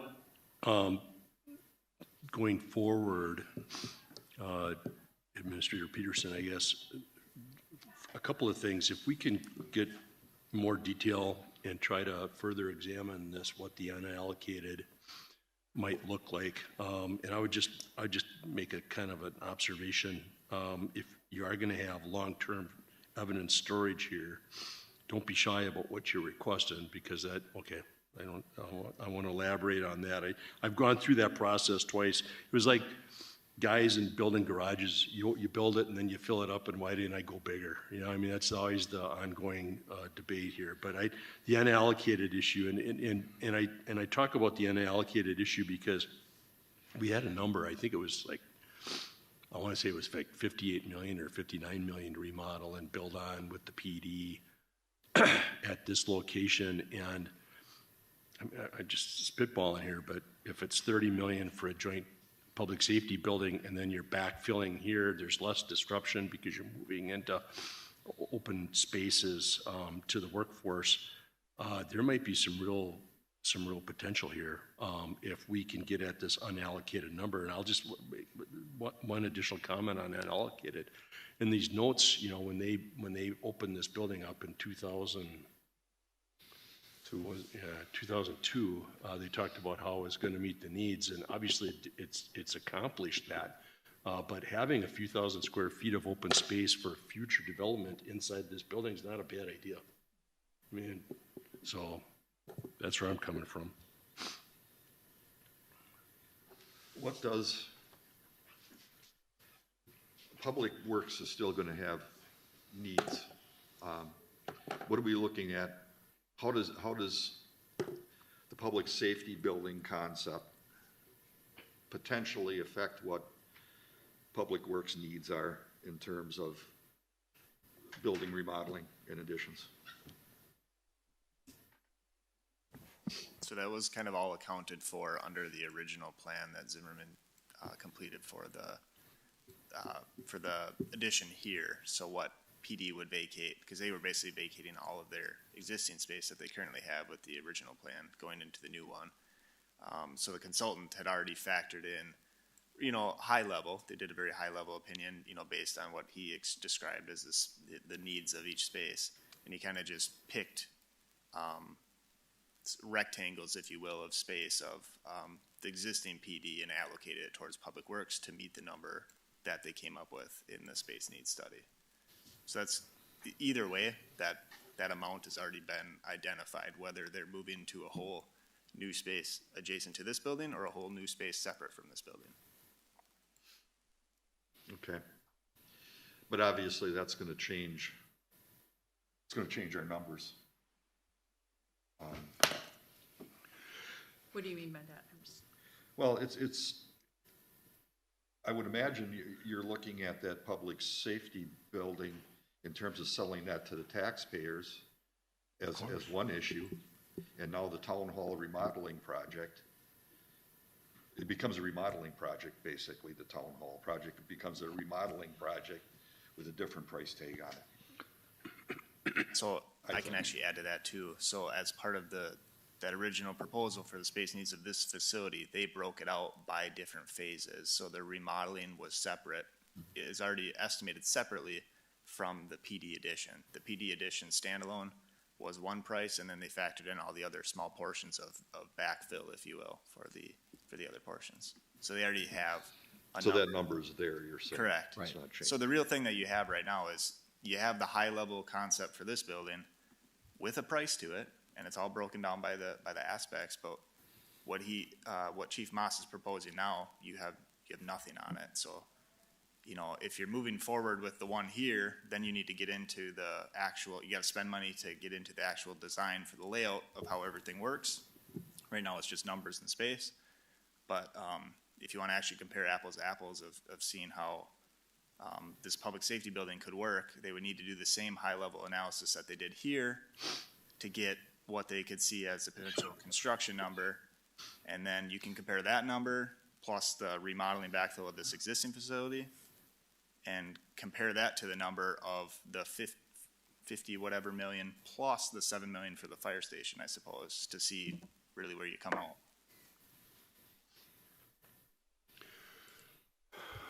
So what do we need to do? I go back to my original question. Do we need to allocate funds to have SAS do a little more examination for us, or?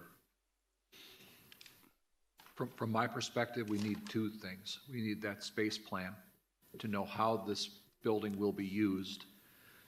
And we can begin that process with just the program needs of all of the other departments and then add to it whatever space Chief Moss says could be utilized here, which ultimately would reduce the scope of the public safety project, the size of that project. So that's one thing that I believe we need. The second is that high-level analysis that Director Jolma talked about.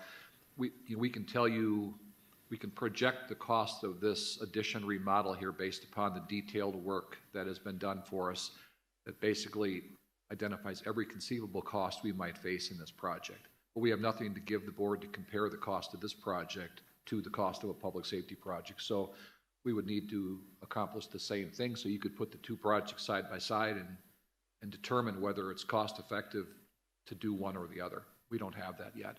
So from my perspective, those are the two needs. I have a sense ballpark for what the space plan would cost. I checked with Zimmerman on that, and he gave me a $20,000 to $25,000 figure for doing a space plan for town hall. I don't know what the cost would be to accomplish that same level of analysis of all of the potential costs of a public safety building. That I don't know yet. Wasn't that price tag at 52,000? The latest information we have from Zimmerman, I think, was 50,000. There wasn't 52, but I think it was. I have that here. Encompassed more of That a specific plan drawing. Oh, To give us a more specific plan drawing to get a finalized. That it was the more of a dis- design. Yeah, that was like Yeah. whatever, beginning of November or whatever. And we didn't do that one. That was Richard was still here when Right. we had that proposal on. Chair, if I may, Yes, go ahead. We'll get to offer for the board's consideration. I've talked to some of the architects that have worked on public safety buildings who have a lot of experience in that arena. And they may be able to provide, based on that experience, some cost estimates based on square footage numbers without a lot of analysis if the board is seeking more high-level numbers and doesn't want to invest a lot of money in obtaining that information. Some of the contacts that I spoke with had offered to do some meetings at no cost to explore some of this for the town if they so desired. Certainly not the deep dive into space needs analysis, but using their expertise based on facilities they've constructed in the recent past and how the square footage needs, which we have we have for us, Zimmerman has established a square footage number that we need, which was a process that was underwent while Administrator Peterson was the police chief. So we know what we need according to that study. We could give that square footage number to somebody that's constructed a public safety building along with the square footage number from the fire department and ask them to provide an opinion of cost, and that might not cost the town much of anything. Just one option to provide for your thoughts. Chair, Kelly, can I please ask a go ahead. question? Just as a taxpayer, maybe, since I am one, I don't understand how the difference in the unallocated space question, which I agree is an important thing, is different whether the police department moves over there to an addition versus somewhere else in the city. That's why I asked what the square footage was. That's why we're asking the question, because the numbers we were hearing was 13 to 14,000 versus. Right, but it doesn't seem like it makes a difference if they take their people and stuff and move to an addition versus to another building. It wouldn't The unallocated space is irrelevant. I'm not irrelevant, it's relevant, but it's the same. We just wanted to essentially. make sure that we weren't adding to the Yeah. unallocated space, I Right. think. And that's taken, I think, more questions than we thought it was going to. Yeah, I think there's more, it seems like there's more development that needs to be done on that before anybody could ask a question of the public, because all we know is everybody needs these blocks, but how they fit into this building. But it doesn't seem like it makes any difference whether they're at the Champion Center, at Fleet Farm, or in the parking lot over there.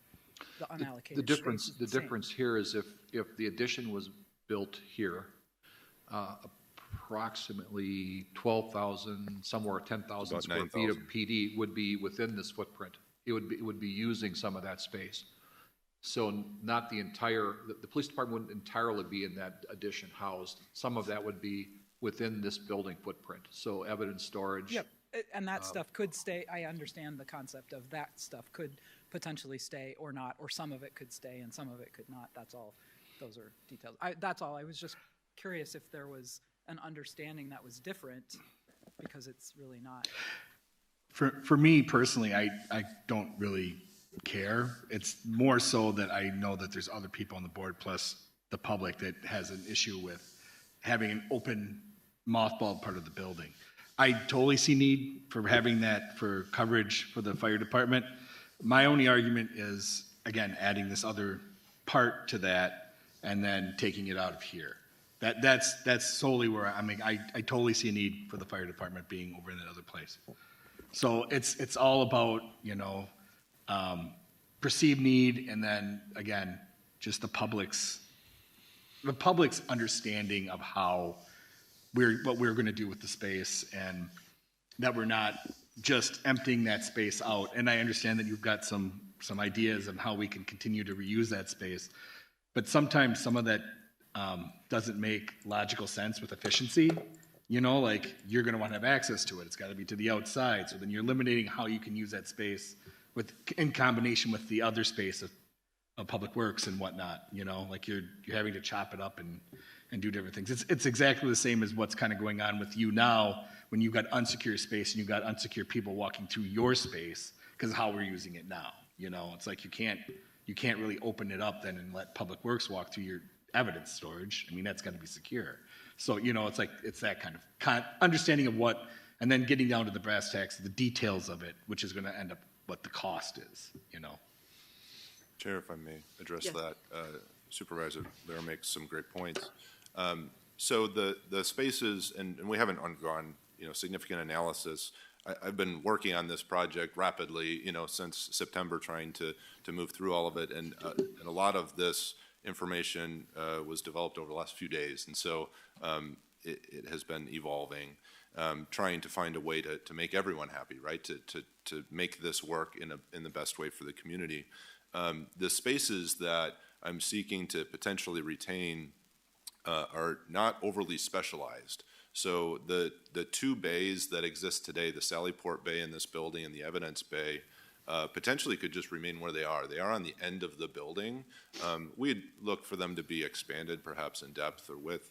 And then the space directly adjacent to that could certainly comprise bulk evidence. Bulk evidence likely would have movable shelves. It's just a room. Right now, if you saw our bulk evidence, it's a caged open area with movable shelving. Doesn't require a lot of specialization or particular location. Certainly, if we put that adjacent to the evidence bays, it would make a lot of sense. And on that end of the building that already is kind of confined, and it's area that, while I haven't spoken in any detail with Director Jolma about this, it's area that I would suspect would be not area that he was necessarily seeking as high quality space. It's in the basement. It comprises our current booking room. There's no windows to this space. I mean, it's my guess is if we go through a facility master plan or whatever the correct name is for that, my guess is Director Jolma won't view that space as being overly valuable to him, and that's kind of why I proposed this. I don't think operationally it will have a lot of impact. I agree we can't leave 12,000 square feet of this building unallocated. That would be irresponsible, and so you try to find a solution, and I obviously believe that there's some feasibility here. We're not trying to reclaim or retain high quality space in this building. But we do need to leave some future growth room here as well. Even though over the next years, we aren't going to grow as rapidly as we did the years that we first moved in here, there's still going to be growth that we need to have room for.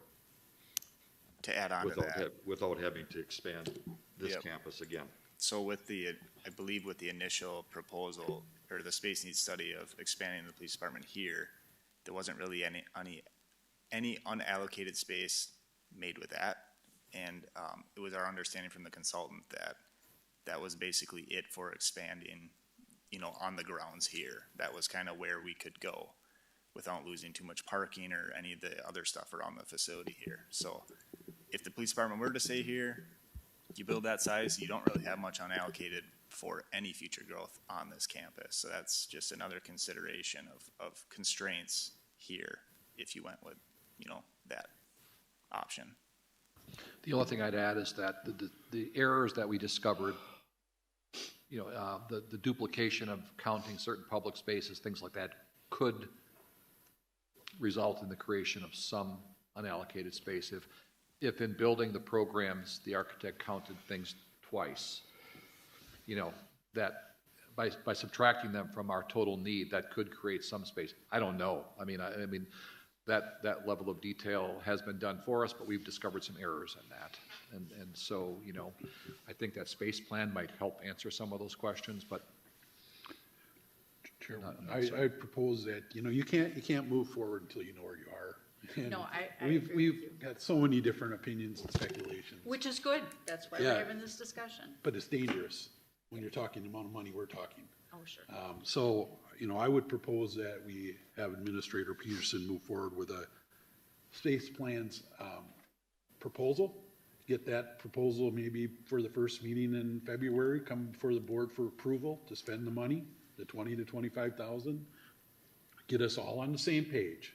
That's what I would say. That's what the public would expect us all to be on the same page. And we're kind of not, because there's so many questions. And legitimately so. So I would propose that we move forward with the space plan, ask the administrator to put together a space plan.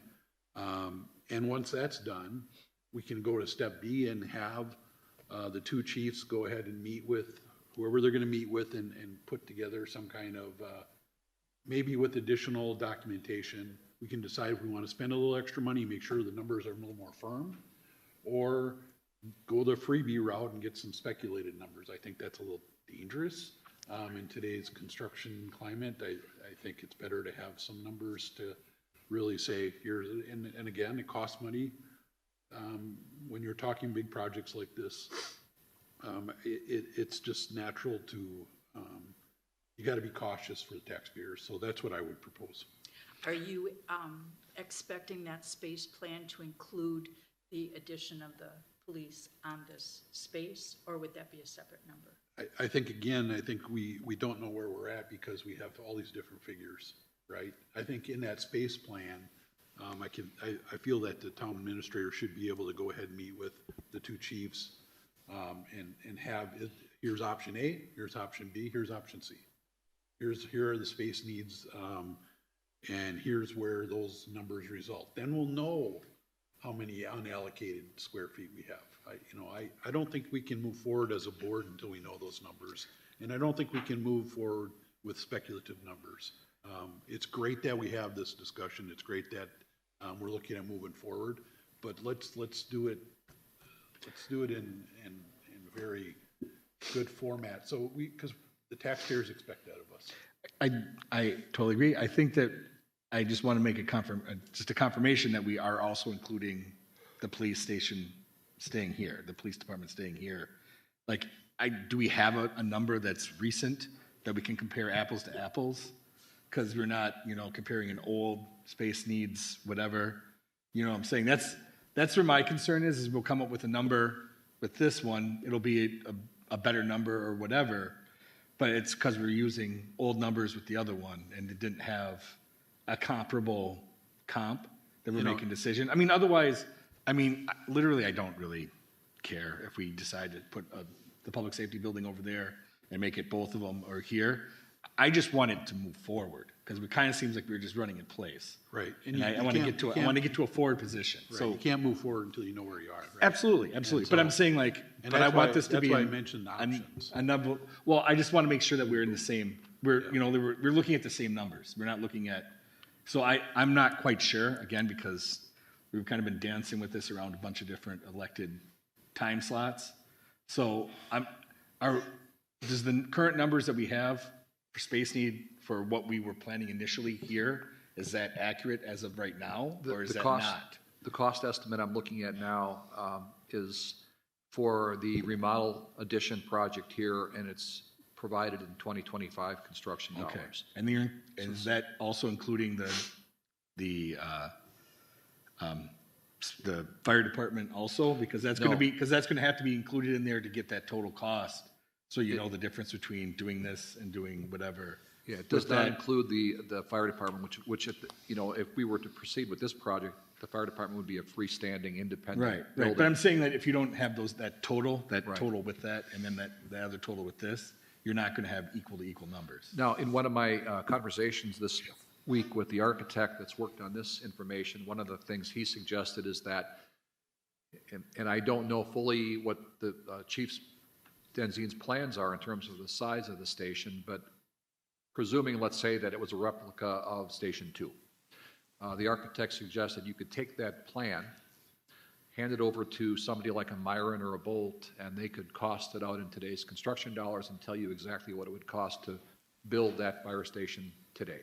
And I mean, we know what it cost in 2015, but we don't know what it would cost to build today. So that would be one way to say with certainty that on top of what we're looking at for this project, we would add X number of dollars for the fire station, and that would be the total cost of the project. And again, the only thing I'm concerned about is we're looking at apples and apples. That we're not looking at somebody's previous cost analysis. That is going to end up being cheaper to go if we had a previous one. It's going to end up being cheaper anyways. And if you're not looking at equal to equal, incorporate that in that space needs study for that comparable price, because I do believe you need that price. You need the price of that Station 3. Otherwise, we're missing the equation. As an independent, correct? You want it as it's built alone, a station? Yeah, well, if we were going to, the police force here, and then that as an independent, so that we have that total, cost for either option. And that's where we initially came up with the $7 million figure, is we took the $3,053,638 that it cost to build Station 2 in 2015. We added another bay, added 7% a year, came up with a multiplier, came up with about $7 million for it. So, but I will get you I'm just trying to make sure that that's a part of those two proposals so that we're included in that number when we're giving it. Completely understand. Yep, I agree. Comparable. Madam Chair, if I may make a comment. Yes, other municipalities we talked to opted to go with a feasibility study to understand what was the best option in the independent opinion of that entity. They weighed things such as location, and certainly space need is a portion of it, right? Unallocated space is important, but perhaps you may feel that, 3,000 square feet of unallocated space is not as important as having a public safety building closer to calls for service or something of that nature. The feasibility studies that others talked about explored all of that concept, right? And weighed some of those things rather than solely focusing on the space need within a given building. I just offer that comment. And then the other comment I would make is that Administrator Peterson and I both discovered significant errors in the space plans and have been working to try to understand and modify and evaluate and get to numbers that we both believe are more accurate than what was done in the documents. And so, Don't you think that could be done in the space plans analysis, though? well, it would be. I guess I just question, is this something that should be put out for bid? Is this something that that people should have an opportunity to bid on and we evaluate the qualifications? And again, I'm not taking a dig at anybody independently. I'm just wondering if it would be in the best interest of the town to ensure that we get the right person to do this evaluation. I guess I'm going to respectfully disagree with Supervisor Bantus on this issue. Although I believe the space needs component is important, I think we need a sense of direction first to help us determine all these other steps in the process. And my opinion is that we need to decide as a board what our preferred option direction is in this case. And my preferred direction at this point is actually continuing strongly looking at the public safety building concept and then getting all this other stuff in alignment with that. I mean, there's a lot of issues to look at here. Not only is there maybe potentially some land transfer issues, there's the issues of green space that you talked about. If our interest at the town board level is to actually proceed with that public safety building concept, we need to determine a kind of a footprint for it. All these space things are all going to be a part of coming up with that square footage, and will this be able to work on those parcels of land because of green space issues or drainage or wires or what else ever have you. But I really think that we need to have a sense of direction, and that will actually guide the rest of this. And I propose that our sense of direction is the public safety building concept, to include that Fire Station 3, the courts, the police department. And we move forward to that. We don't throw away the town hall remodeling concept. That's Plan B. But Plan A, in my opinion, should be that. Proceeding with what the chiefs are recommending to us at this point. Right, but that's what this, I assume that's what we are doing. We're just getting a number so we can have something to compare to make that decision in what direction to go. I think that's what we're doing. Well, we need to decide what we're doing. No, but I'm saying, I like, think we need to make it clear. Right. Making it clear. oh, well, I mean, I guess it doesn't matter which one is A or B. I just think that we need to have something to look at, to compare, to see if this is a viable option. It's a viable option. I'm not saying it's not a viable option. What I'm saying is to compare to see if this is a better option or the other option is a better option. That's what I'm looking at, because I think it's the money thing. That's kind of where people are sitting at.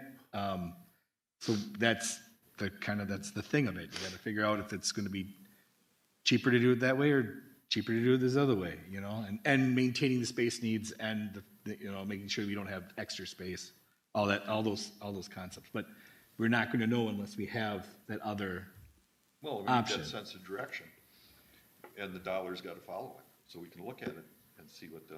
But we've already kind of switched back and forth already. And again, this other decision was also made in the past, 3 years ago, whenever they decided to go this way, because they looked at that initially, right? There was an initial look at making a completely different building when we decided this whatever initially, right? Madam Chair, if I may. Yeah. If I can have a little bit of latitude. Is the board in agreement that the fire department made adequate arguments for Station 3? Do we believe that that is something that is needed? And the reason I'm I asking, apologize, I didn't hear your question. did the arguments to justify the need for Station 3? Is there a belief that that should be built? On the straw vote, I would say yes to that. Yeah, I think that we need that. I think eventually the urgency of it has to still, follow. But I think we're moving in the direction too. And the reason I ask is because it kind of depends, right? So the argument is whether we should do the current build, the public safety building, but if we end up going to the public and the public votes it all down, or votes whatever down, right? Do we want to have an option to have the ability to separate fire and police, I think so. just as a contingency? I don't know if that would be a viable option or one that would be welcome. We did a couple timelines depending upon it, knowing, we believe the need for Station 3 is now. Obviously, the board determines that, correct? So if I would like approval, which I know it's just me, right? But I would like approval that at least we justified the need for Station 3 when we were hoping to get at least some timeline on that. I understand if we build a joint concept together as a public safety building, that's great, and we can continue to roll that. As I had said, we made a couple slides onto as what the timeline would look like, depending upon it. It's just we're trying to avoid this being pushed out, another 5-6 years type thing. So I guess I'm looking for. So to that point then, that was gonna be my question is, how much of this information gathering is gonna have anything credible for a potential presentation at the annual meeting in April? Because that is still the intent, right, is that this goes before the public and the public would vote on approving because of the amount of monies we're talking about, right? Depends on if the board wants to move forward with that. It's going to be up to you guys what you want us to present to the voters and if it will be ready in time for April. I think that's what we need is answers to, do you want to build a fire station? If so, then what's the next flow chart of that? Do you want a public safety building? Do you want a standalone fire department and police department? The board needs to make or give direction to staff on where you want to go so then we can be prepared to present to the voters in April. And that was a thought because when we initially built Station 2, from my understanding, we did receive a grant of authority to build that from the public. So we did have to go for public vote for that. And, if we were to do that in April, that would be a pretty tight timeline. We could do it later. I'm not, the board is well aware of all this, right?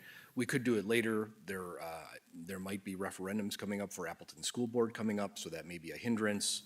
There's elections. It's just a time factor thing, and that's why I was looking for approval one way or the other of if we at least justified Station 3, we can come to an agreement that yes, it should be built at some point, and then move forward with a timeline one way or another. Just want to make a clarification. The building a new building would not be able to go to referendum. So whether it goes to April or a special meeting, that's an option as well, but it can't go to the voters at a referendum. Certainly staffing the fire station, that could be something that would go to a referendum, but not the actual building. And we do have a plan for staffing. I was surprised nobody asked about it, actually. You have a plan for staffing or you have a plan for funding staffing? Yes. So initially and since we brought the topic up, and initially we did ask for an additional 3 members this year in Q3, I believe it was, through justification of our EMS revenues. So initially when we justified or we brought up the ambulance plan, we estimated conservatively that we would generate $678,441.08 through all of our revenues generated this year off the ambulance.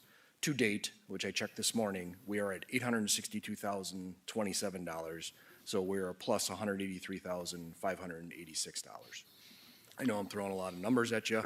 We still have 3 months, considering we haven't collected, we started collecting in approximately April of last year, our revenues. So we were going to take the billing for another 3 months to get a full year's worth of revenues collected. We're collecting approximately $130,000 a month. So we're very confident that we'll have enough money to justify those 3 additional positions. Now, Chief, does those numbers, is that, I thought we took some of your funds for the 26 budget. Did we not? I don't believe so. I believe that was all. I thought we took some funds from the fire department and applied it towards the general purpose for 26. Did we? I thought it was I remember $300,000. Am I wrong? So we didn't take his funds per se, but we did budget an estimate receipt of a grant. I can't remember the acronym. Oh, for GEMT. Right. That's But not yeah, even yeah. counted yet. What's that? That's not even counted Yeah, yet. We that's- didn't even get that yet. That's part of the 26 budget because we know we won't collect. But it's based on 25 numbers. Correct. So that's in addition. So when we did this ambulance plan, that GEMT, which you're referring to, Supervisor Gearing, we best guesstimated at $236,744. Now we estimated that at a call volume of 3,000 By the end of calls. 2026? Correct. So that's in addition, we'll receive that because it's past 1 year. You have to have one complete year of billing before you can apply for those monies and receive them. We're anticipating that number of 236 will go up significantly due to the fact that we had an additional 600 calls. We're thinking conservatively that it should be closer to the 275,000 mark. Our people cost approximately 125,000 with overtime and fully loaded with benefits each. So that would give us an additional 2 people. If we were to need additional staffing of 3 members, it would require a lift on the town for about 1 member for about 125,000. I think that's pretty attainable. So I remember some discussion about 6 personnel though. No? This would achieve that. So instead of getting them all at once, we would do it piecemeal where we would get 3 this year and then we would get another 3. Therefore not needing a referendum.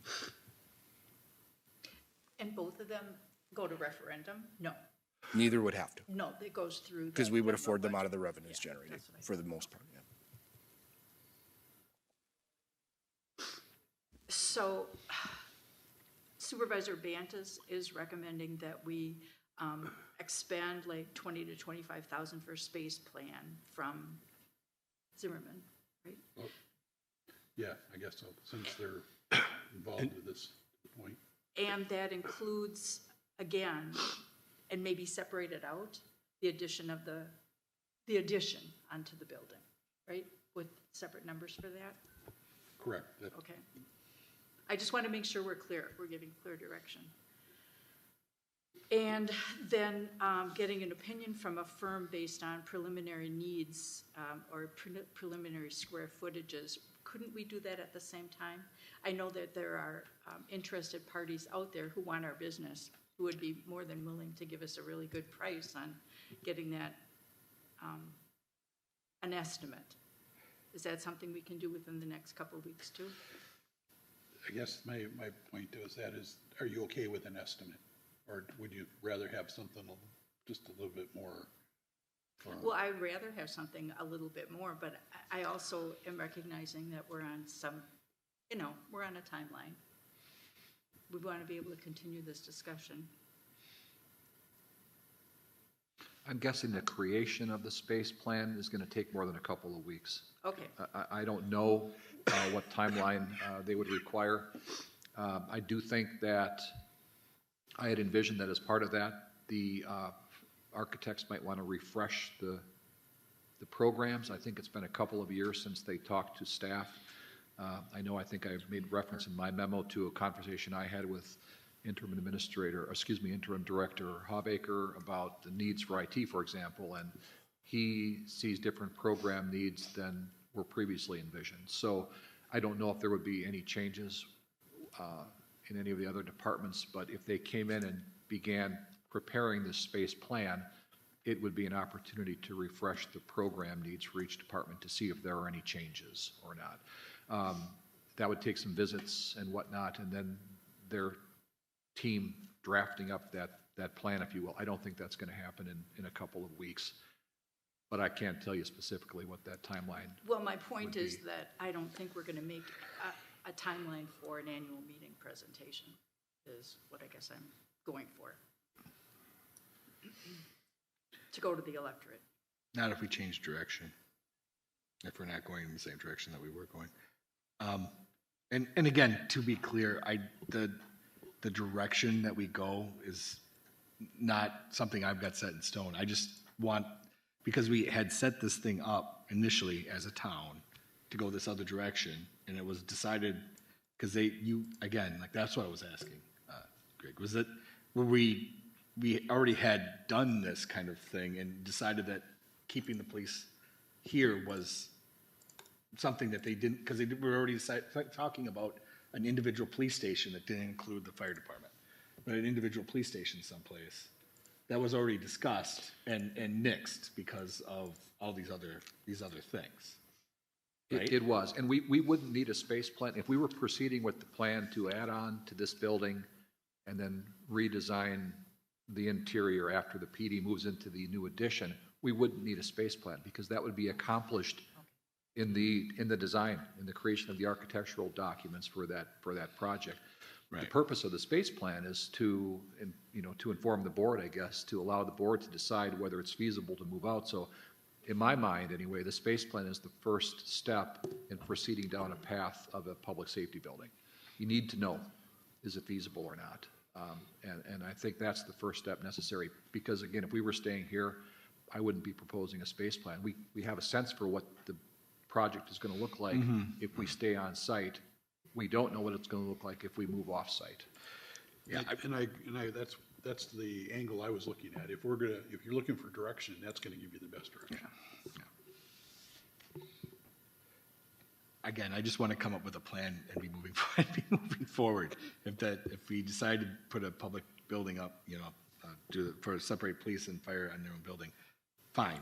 But we got to get it moving, as opposed to the standing in place that we've kind of been doing over the last year. So, In the same time, moving forward, you requested the fire chief get an updated cost on the building. That's just good. That's just good, responsible.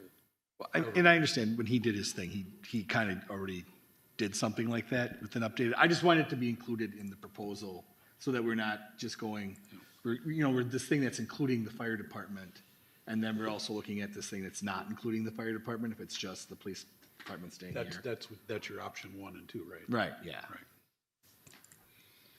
So can the board be fully informed to be able to consider the Chief Moss's proposal about a public safety building without having some sort of number to use?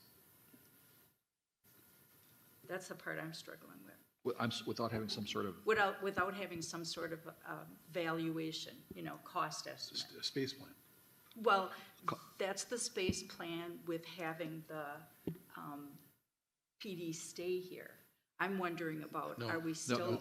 The space plan is going to demonstrate to us whether or not it's feasible for the PD to move out, and we can use the space that remains efficiently and effectively. Right, but we're not even looking at then, where would we put the numbers here? Where would we put the PD if it wasn't here? And what would that cost be? Right, that's what I thought was the second piece of this.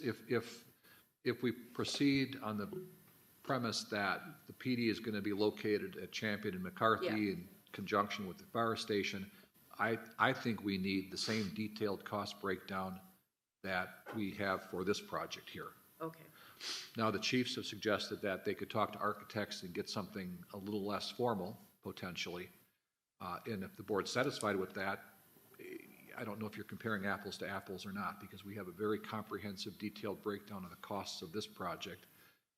It would just be handled by a different entity. And it would be a different entity, So we could certainly approach Zimmerman again, if that were the board's preference, to talk about providing us with a cost estimate that contains the same level of detail as the project we have been talking about, but for the public safety building concept. Then you have something to compare side by side. You'll have both the space use answer, and you'll also have the cost comparison answer. This is just a question by me, but I don't know what the ethics are of going to another architect in the middle of the process of this other one to determine if a different option is a good, like, you might have to stay with Zimmerman. I don't know how the contract reads, that you can go off and ask somebody else. That's my only concern, only with my limited knowledge of how the construction industry works in the background, that may be a problem going and asking somebody else, even if they are not being paid, like what, how that would work as far as the contract and what we signed for Zimmerman. And we have no agreement with Zimmerman as it relates to a public safety building. Okay. So I don't think ethically there's an issue, but what I'm concerned with is comparing two different methodologies for assessing costs. I worry a little bit about that because I know what approach Zimmerman has taken to provide us with cost estimates for this project, but I don't know what methodology another architect might take to provide us with a cost estimate for the public safety building. So if we included in the space plan, if you will, have Zimmerman do a preliminary cost estimate on a third building, public safety building, are you good with that? Is everybody good with that or not? I am good with that, but I don't know. I mean, obviously we had some disagreement. Then you're actually comparing apples to apples. Yeah. From Supervisor Helling had a little different disagreement with that, so I don't know how we're as a group. Yes, I don't look at whatever space is being vacated here as being a big issue for the future. I think it's going to end up being smaller once all the departments actually kind of expand into the areas that they need for future operations, even a year or so down the road. I think most of this area is going to be used. I just don't think we need to spend any great deal of money figuring out what we need to do with any potential space that might be left over here. You know what? It's going to take care of itself. I think that's wasted money spent. I believe we need to pursue the public safety building standpoint of it. You know what costs you're going to have potentially here if you do the police department addition on this campus, on this footprint. You know what that's going to be. We need to know what it's going to cost to do that project out there and compare that to what we already know we got for costs here without spending extra money to redo all of our employee A needs an office 10 by 20 or blah, blah, blah, I think we just need to move forward with it that way. When we talked, when the previous town board started out doing, should we have a separate standalone street department or separate standalone PD, they never talked about the public safety concept or the potential location for a public safety building on land that, for all practical purposes, the town doesn't have to purchase. That concept wasn't brought up at that time. If that concept would have been brought up at that time, it maybe would have been looked at more favorably than just a standard standalone PD building or standard standalone street department. And I was against any one of those standalone buildings. But I do support going the public safety building concept. And then our future expansion here will just happen. We'll fill this space. Just like to point out, though, that the reason that the standalone PD was rejected was because of the perceived unallocated space that would exist here. So, I mean, the same concept, the same concern applies. So, it's obviously the board's decision, but it was rejected, even though it wasn't being discussed as a public safety building at that time. It was just being discussed as a standalone PD. The reason that it was rejected was because of the increase in unallocated space that would be created. That same increase in unallocated space conceivably is going to be created by building a public safety building. So if it's no longer a concern of the board, then we wouldn't have to look at it. If it remains a concern, then I think it's worth looking at. Well, would it be wrong to say that basically you're building out there for the PD, what they would be utilizing here? Again, This addition? I think Greg had mentioned that it also included some footprint that was already here. So that's why there wasn't as much unallocated space. Because as they were building, they were going to take some of the space here that's already here and use that for the new part of the building, you know? That was part of the thought process, at least, when the planning was done. I think we need to move past this, whatever we are here, though. So like, if we need to make a vote that says that we're moving forward and having that space needs thing done, I think that's the point where we're at, so. So my question is, if we do this space plan, is that going to answer enough of the board's questions to move forward and make a decision about whether we're going to be looking at a public safety building or adding on to this? Is that enough information we're expecting? I'm not hearing anything. Okay. It would be enough information for me. So you want to make this in the form of a motion, or did you already, Tim? Yeah, I'll make a motion that we proceed with the space needs plan relative to looking at options compared to what we have now to moving forward with a public safety building at a designated spot to be determined exactly later, right? We know where it probably will go, but again, it just gives us a foothold. You know, I'm not saying that, you know, I guess just to fit, that's the motion moving forward. Basically what I said before. If I could just ask Lear, for seconds. Hold on. clarification, then that answers one of the questions, but it doesn't answer the cost comparison question. So if that's important as well. And that's what I brought up before, to allow that second process to occur at the same time, right? To allow the chiefs to get together and town administrator to get together, meet with if you want speculative numbers, do a freebie. If you want to get more hardcore numbers, then come to the board with a proposal with a cost and we can move forward with it. You know, I think for our taxpayers, I think it's due diligence to move forward with as much information as we can, so we shouldn't use speculative numbers or even estimates from freebies. I think we should be, you know, we're talking about a potential $50 million project here or more. We should be dotting our I's, crossing our T's. Let's get the numbers, let's move forward with that option, but let's have good numbers. Because if I have someone come to me and say, you know, Supervisor, why are you voting with this when you don't even know the numbers? What am I going to say? Duh. Well, that's why I'm asking So this question. that's Are we going the to proceed proposal. with getting some sort of a number from? Yeah, and that's what the town administrator just asked. Okay. That's So it. make the motion, so I Yes. can second it. You're going to motion to do That's a with, motion to that. with the Zimmerman or with the speculative numbers? Well, it'll take longer if we go outside, so I'd say use Zimmerman. I second.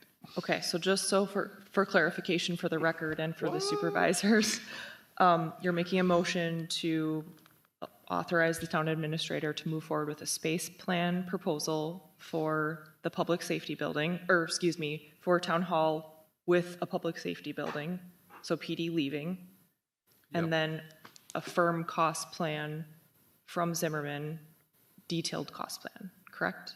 Well, at least something that, I don't know what you'd want to call it, a detailed or something that we can use for. Firm budget. numbers, that it's not just an Yeah. estimate. Yeah, not just an estimate, but a more firm. For comparison. Okay, so that is the motion Yeah. and Is that second. not a motion enough for you? You need more? No, I just want to make sure that everybody in this room is on the same page. Does that give you guys enough to move forward? To get that station? Yeah, okay. I second Do you want me to do a roll call vote for that? Yeah, sure. Okay. Haling, Aye. Bantus, I, Lair, Aye.